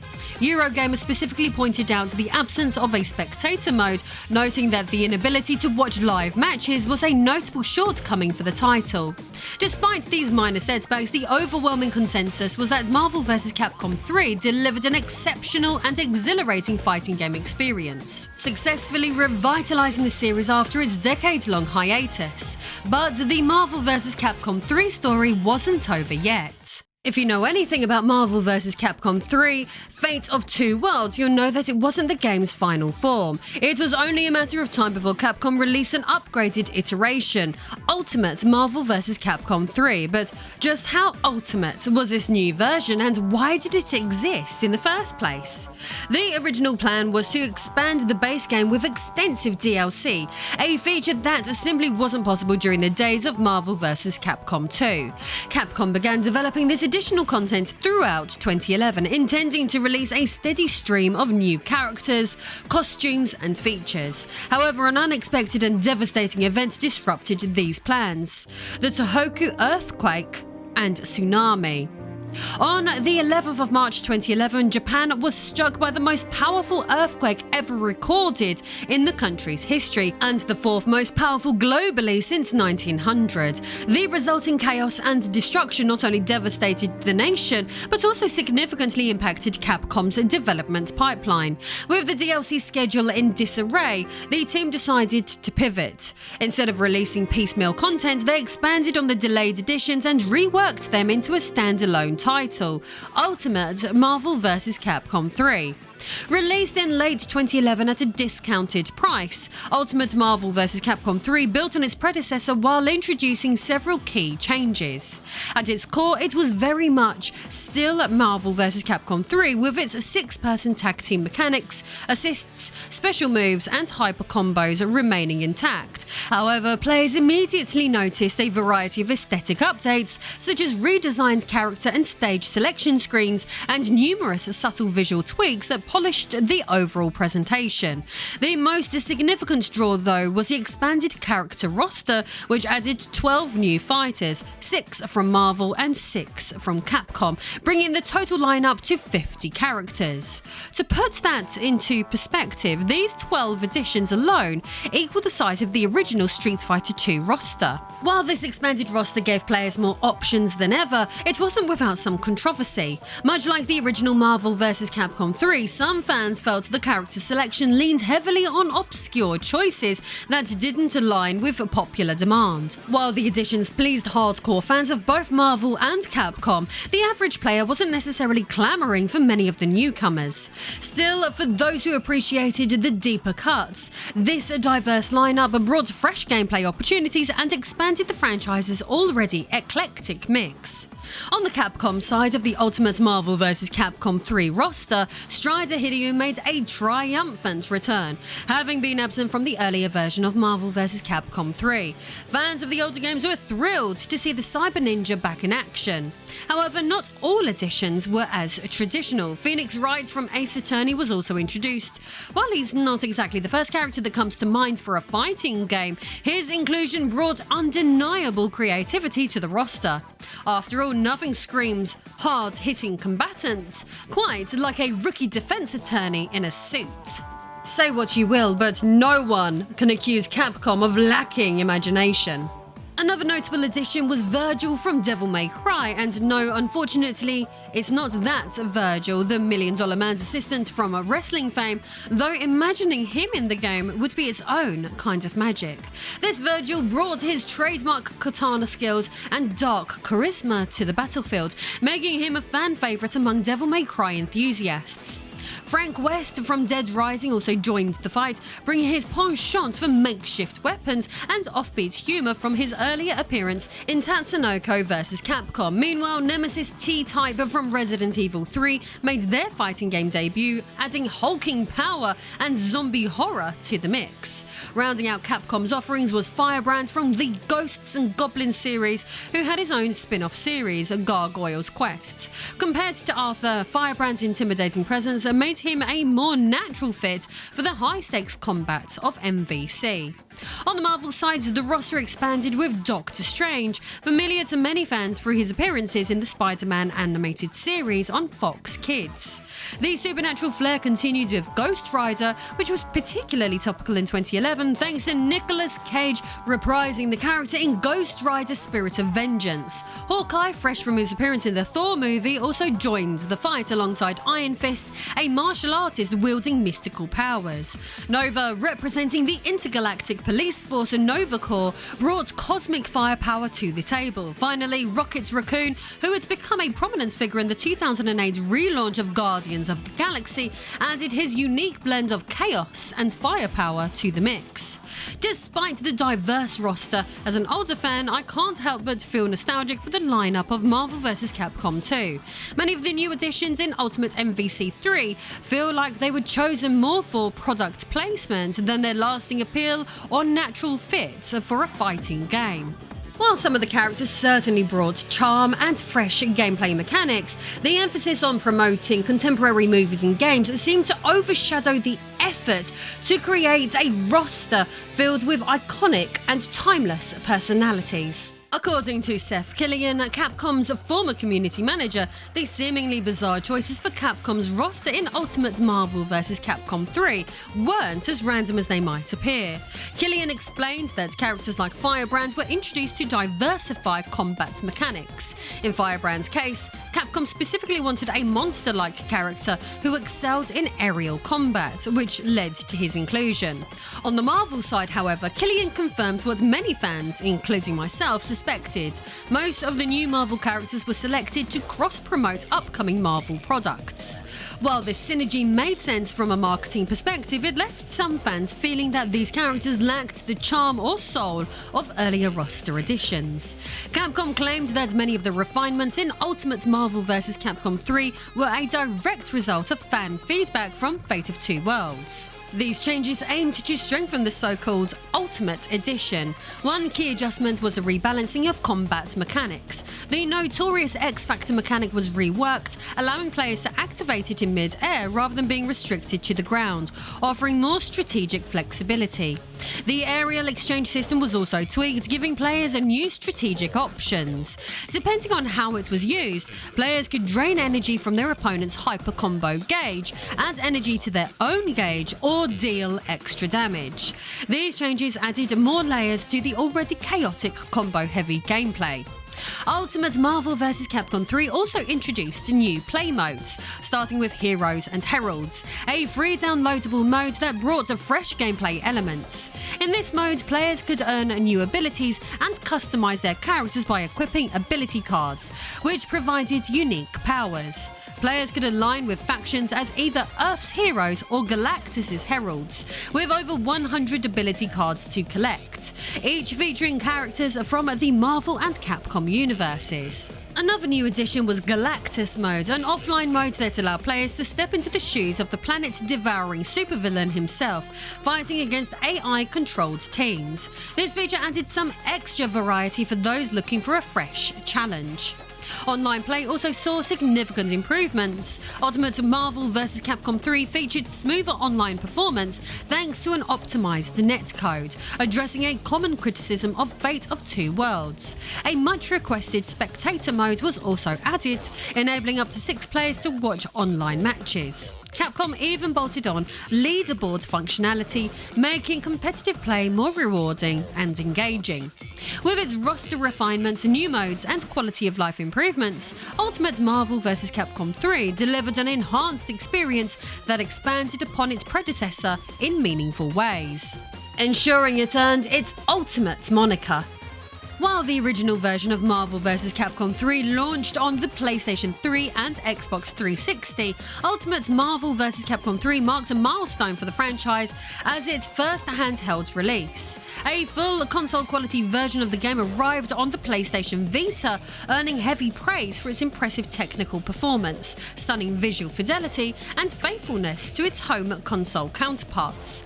Unfortunately, less than 2 years after its debut, the game was removed from online stores due to the expiration of Capcom's licensing agreement with Marvel.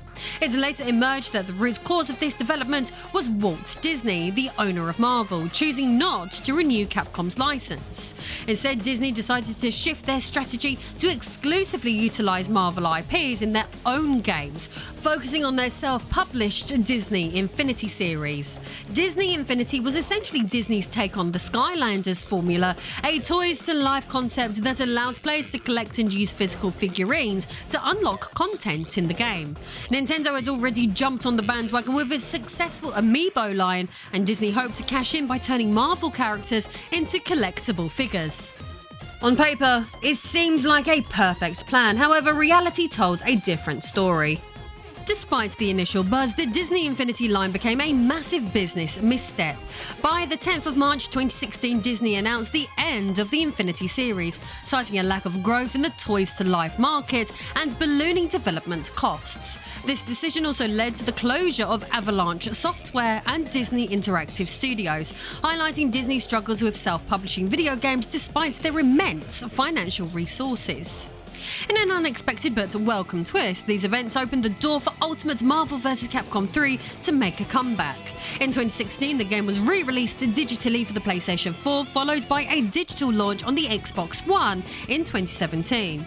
Limited physical copies were also produced for this next-gen hardware, allowing fans old and new to relive the high-octane action of one of the most beloved entries in the series. This surprise revival solidified Ultimate Marvel vs. Capcom 3 as a standout chapter in the franchise's legacy. With Disney shifting back to a licensing-only model for their video game properties, they were able to relicense their characters to Capcom once more, putting the Marvel vs. Capcom series back on the table. This marked a new chapter for the franchise, one that reassured fans that the series was far from over, and Capcom was once again in the driver's seat for crafting stellar Marvel games. Marvel vs. Capcom 3 was undoubtedly a game released at the perfect time. Coming out during a period when fighting games were experiencing a resurgence, it struck a chord with both casual gamers and hardcore fans alike, selling an impressive 2 million copies worldwide. Whether it truly surpassed Marvel vs. Capcom 2 is still up for debate, and many longtime fans of the franchise might argue in favour of the second game. However, one thing is clear. Capcom successfully created something fresh, different and appealing to a new audience while still maintaining the core elements that made the series great. The game continues to resonate with fans even years after its release, thanks to its accessibility and ongoing community support. It's still available for purchase on Steam, where players can enjoy it in 1080p at 60 frames per second, proving that Marvel vs. Capcom 3 has staying power. What is absolutely insane is that you can get a massive discount off the ultimate version of this game using my affiliate link, reducing the usual Steam price by a whopping 78%, meaning it can be yours for just $5.93, an amazing price for such an excellent game. Sadly though, most people didn't feel so positive about the game that would precede this one, the infamous Marvel vs. Capcom Infinite. So let's visit the final chapter in this epic story. The new project was entrusted to Norio Hirose, who had been a part of this series as a programmer since X-Men vs. Street Fighter in 1996. The development of this title involved collaboration among several entities, including Capcom of Japan, Capcom USA, and Marvel Games. Their goal was to create a game that struck a balance between complexity and accessibility. They aimed to maintain the depth and challenge characteristic of traditional fighting games, while also streaming the experience to appeal to a broader audience, a common trend in modern fighters. It's worth noting that previous titles like Street Fighter 4 and Marvel vs. Capcom 3 had already veered towards simplification compared to their predecessors. Games like the Street Fighter 3 series exemplified greater complexity, but struggled commercially.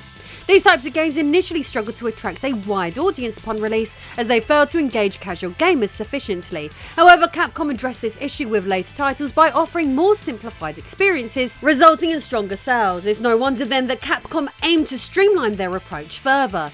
Adding to the excitement for Capcom, the Marvel brand was experiencing unprecedented growth, thanks in parts to Disney's efforts. The success of the Marvel Cinematic Universe expanded the appeal of Marvel characters, creating an even larger casual market than before. In contrast to its position in 1996 and the release of X-Men vs. Street Fighter, superheroes had become mainstream and undeniably cool. So the quest was on to deliver an experience that had even more mainstream appeal than previous Marvel vs. Capcom games, so let's look at how they would try to achieve this. Mark Evans, a producer on the project, revealed that Capcom's analysis indicated many players found the previous entry in the series overwhelming, with too much happening at once. In an effort to make Marvel vs. Capcom Infinite more accessible, the iconic 3-on-3 battle system would be replaced with a simpler 2-on-2 format. This decision, although aimed at widening the game's appeal, was met with disappointment from many fans, who saw it as a regression for the series. The removal of this 6-person tag action was particularly disheartening for longtime fans, as the series had been praised for its inclusion of increasingly diverse elements. The 3-on-3 tag battles were a defining feature of Marvel vs. Capcom 2, contributing to its beloved status. Moreover, the series' trademark chaotic nature had set it apart from other fighting games. The decision to streamline the gameplay not only risked diluting the franchise's uniqueness, but also left fans feeling shortchanged by the removal of features rather than their addition. This change understandably frustrated many players. In the quest for streamlining, Capcom made further adjustments beyond reducing the number of fighters per match. One notable change was the removal of the ability to call in other characters for assist moves, a feature well known in the series. Instead, this mechanic was replaced with a new feature centered around the use of 6 Infinity Stones. The implementation of the Infinity Stones can be likened to the grooves in Capcom vs. SNK games, offering players slightly different fighting game mechanics. However, unlike the grooves, which aim to provide customization options, the Infinity Stones seemed primarily intended to level the playing field in matches. Some argue that this move may have compromised the competitive nature of the game, potentially favouring less skilled players by introducing more possibilities for victory. The primary function of the Infinity Stones is to serve as a comeback mechanic, compensating for a player's deficiencies by enhancing their strengths. While the choice of the name Infinite for the title likely had some marketing considerations, the Infinity Stones themselves further reinforced this theme. According to the developer, the goal was to present players with limitless gameplay possibilities through the stones. Thankfully, Marvel vs. Capcom Infinite retains the hyper combo gauge feature from previous entries, which gradually fills as characters deal and receive damage. This gauge enables players to execute traditional hyper combos, but now introduces a new move called a counter switch. Counter switches allow players to instantly tag out even while under attack, simplifying combo breaks and providing easier counter attack opportunities. In a surprising move considering the aim to simplify gameplay, Capcom opted to revert to the old 4-attack button layout, reminiscent of earlier entries in the series. This decision may have been one of the aspects Capcom alluded to when they mentioned their intention to incorporate elements from older Marvel vs. Capcom games into Infinite. To be honest, these changes don't significantly impact the game's accessibility, which appears to be Capcom's primary focus. Combos are now executed simply by tapping the light punch button, both on the ground and in the air, making them theoretically achievable even for a 3-year-old. Even hyper combos can be activated by pressing the 2 heavy attack buttons simultaneously. However, the removal of specific joystick and button combinations does eliminate a layer of skill from the game, much to the dismay of many long-time fans. So while we've covered the basic mechanical alterations, Marvel vs. Capcom's popularity in the past stemmed from more than just its combat system. Despite the arguable simplification of the fighting mechanics, does this game at least offer an innovative and charming roster? Let's explore. Historically, each entry in the series introduced unique elements to the roster. The first game allowed players to control both X-Men and Street Fighter characters, while the second expanded to include other Marvel fighters. Subsequent entries introduced new characters on the Capcom side, culminating in the fourth installment's expansive roster. The fifth game continued this trend with a large, diverse roster featuring many new fighters. Each installment brought something fresh and new to the table, so did Marvel vs. Capcom Infinite follow suit and offer an infinite array of fighters to choose from? Clearly it did not. Marvel vs. Capcom 2 boasted a roster of 56 fighters, while Ultimate Marvel vs. Capcom offered 48. However, Marvel vs. Capcom Infinite disappointed gamers with a launch lineup of only 30 characters, a significant regression. This reduction in character choices aligned with Capcom's aim to simplify the game, indicating that limiting player options was one of their strategies for achieving this goal. The disappointment was compounded by the fact that out of the 30 characters, only 5 were new additions to the franchise, with the rest being returning characters. On the Capcom side, newcomers included X from the Mega Man X series and Jeddah from Darkstalkers. Among Marvel characters, newcomers consisted of Gamora from Guardians of the Galaxy, Ultron from the Avengers series, and Captain Marvel. Beyond simplification, I personally believe that Capcom deliberately restricted the roster to incentivize players to purchase additional DLC characters, 6 of whom I believe should have been included in the base game from day one. Marvel vs. Capcom is known for its extensive rosters and chaotic gameplay, so altering this aspect was unnecessary. Regarding the DLC, Black Panther, Black Widow, The Winter Soldier, Sigma, Monster Hunter and Venom were available for download. Notably, Venom had been a free character in previous games, adding to the frustration of having to pay extra for content that was previously included. What compounded this frustration was the absence of many beloved fighters from the series. Most notably, the majority of characters from the Street Fighter franchise were omitted. Even more alarming was the complete absence of any characters from the X-Men, a key focus of the crossover for the past 2 decades. Reportedly, Marvel Studios played a significant role in determining the game's character roster. Rather than prioritising superheroes with established, lasting appeal, they focused on characters deemed important to their cinematic universe, which was heavily promoted at the time. Essentially, Disney chose characters for product placement purposes rather than aiming to create the most beloved roster possible. Truly horrible choices made by horrible people. Many fans were appalled by the absence of X-Men characters in the game, considering that the success of previous crossover games had been built around them. There was a strong desire among fans to see their favourite X-Men return. It was baffling to many why such iconic characters would be omitted altogether from perhaps the best Marvel vs. Capcom lineup. The absence of the X-Men lineup can be attributed to Disney's greed. Despite Disney's ownership of Marvel Studios, the movie rights to the X-Men franchise were held by Fox in 2016. There seems to be no legitimate reason why the entire X-Men roster had to be excluded from the game other than Disney's decision to discard them due to their inability to promote one of their own movies. This omission of the X-Men instantly made the title feel out of sync with the rest of the series.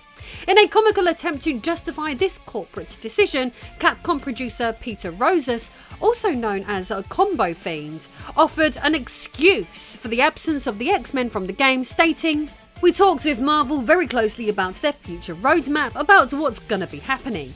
Your modern Marvel fan, maybe they don't even remember some of the X-Men characters, but they know some of the Guardians characters or Black Panther. You know what I mean? Captain Marvel may seem like a strange pick, but she's fantastic. She fits the gameplay, she fits the story, and they're going to be really pushing her as a strong female lead all the way up into the movie. We're trying to take everything into account and choose the best characters." According to one of the key figures involved in the project, there was a belief that people were no longer familiar with the X-Men and would soon favour Disney's portrayal of Captain Marvel instead. On that note, feel free to share your preference down below. Do you prefer Capcom's depiction of the X-Men or Disney's Captain Marvel? I'm curious to hear your thoughts.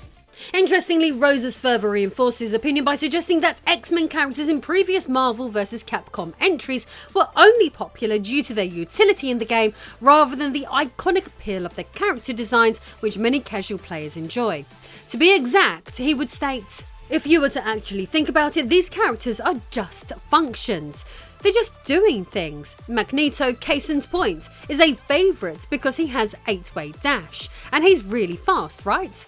So our more technical players, all they want to do is a triangle jump and that kind of stuff. Well, guess what? Nova can do the same thing, Captain Marvel can do the same thing, Ultron can do the same thing. Go ahead and try them out." Peter. Oh, Peter, can you believe it? People actually enjoy playing fighting games for reasons beyond mastering every combo in existence. While the tournament scene and competitive play are important to some, the majority of players just want to enjoy the game with their favourite fighters, especially when it's filled with Marvel characters. Overall, I found Roses' attempts at justification quite amusing, particularly regarding the absence of X-Men in the game. I understand that it might not look good for him or Capcom to admit that the X-Men were excluded simply because Disney didn't have a movie featuring them in the works. However, trying to argue that they're unpopular and nobody really wants to play as them is just plain ridiculous. It's a disappointing situation all around. Something worth noting though is that past this corporate sucking up, Peter Roses went to work for Marvel Entertainment's game branch Marvel Games, working as a producer of Insomniac Games' Spider-Man video game. In 2023, he worked as a senior manager in product development on Spider-Man 2, so make of that what you will. But back on the topic of this disastrous game, we got scaled back fighting mechanics and a meagre roster missing some of the most beloved Marvel characters, but perhaps the game's play modes can somewhat salvage it, so let's discuss those. Around the time of its release, Capcom was no stranger to criticism, having stumbled with their fighting games in the past. Street Fighter V, for instance, received harsh backlash due to its lack of content upon release, and server issues plagued the online multiplayer experience in its early days. With these criticisms in mind, Capcom aimed to improve on features like these with Marvel vs. Capcom Infinite, hoping to rectify some of their past missteps. This meant that Infinite would include many standard fighting gameplay modes, addressing a shortfall that Street Fighter V had somehow managed to have. Additionally, this game would introduce a brand new play mode aimed at catering to diverse audiences and casual players who were enjoying the ever-expanding Marvel Cinematic Universe. In fact, I haven't touched on this yet, but you've likely noticed it throughout this discussion, the game's new cinematic graphical style. Unlike its predecessor Marvel vs. Capcom 3, which featured characters resembling 3D models inspired by Marvel comic books, Infinite opts for a more realistic look, aligning closely with the aesthetic of the lucrative movie franchise. Capcom's intention was clearly to appeal to fans of these films, and this is where the new play mode known as Infinite Story Mode comes into play. This mode offers a 2-hour cinematic story campaign, complete with story cutscenes and dialogue. These cheesy storyline attempts to tie all the characters from the game into one cohesive narrative, reminiscent of the Subspace Emissary mode featured in Super Smash Bros. Brawl a decade prior. While the story may deliver cringe-worthy one-liners lacking in charm, it at least introduces something new to the franchise if we're searching for any silver linings here.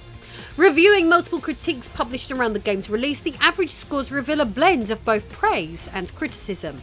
Journalists expressed disappointment over many of the faults we've already discussed. However, certain elements did receive positive reception, such as the Infinity Stone system. As previously discussed, Capcom aimed to create a game with simplified mechanics to attract the vast audience of Marvel movie enthusiasts. Unfortunately, they fell short of this goal as the game significantly underperformed commercially, even alienating many established fans of the Marvel vs. Capcom series. Capcom had high hopes for the game, expecting to sell a minimum of 2 million units and potentially more if executed correctly. However, the game failed to come close to reaching this sales target, only managing to sell around 1 million copies. Considering the immense popularity of the Marvel Cinematic Universe, this sales figure was quite disappointing. In Capcom's 2018 integrated report, they described the sales of Infinite as weak, stating, Marvel vs. Capcom Infinite delivered a certain level of sales, primarily overseas, owing to a deep-rooted popularity, but underperformed overall. Considering the commercial shortcomings of this game, it seems highly improbable that there will ever be another Marvel vs. Capcom installment.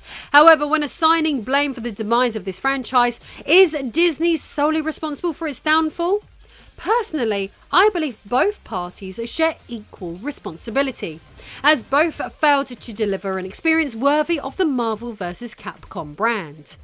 Disney should indeed be held accountable for denying longtime fans of the opportunity to play as the X-Men.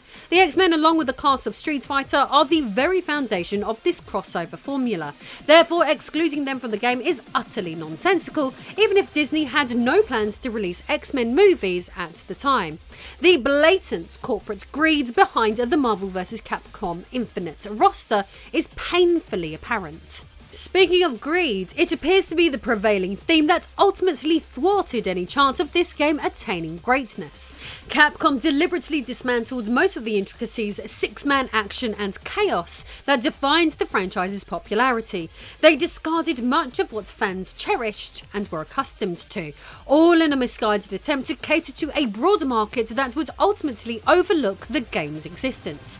Their greed left them satisfying no one. While Disney certainly played a role in the demise of Marvel vs. Capcom, Capcom itself seemed equally complicit in the affair. Despite the fall from grace of this once great franchise, all hope is not lost, as we still have the series' great games to revisit. These are games from a time when Capcom prioritised delivering the best possible experience rather than chasing non-existent markets or exploiting consumers through microtransactions. Don't forget though, if you like classic games, I can get you a huge discount on both the Marvel vs. Capcom Fighting Collection and the incredible Ultimate Marvel vs. Capcom 3, as well as great deals on thousands of other titles too, simply by using my affiliate link, or if you want to support my channel in a more personal way, access my behind the scenes cosplay library and more by becoming a backer on Patreon.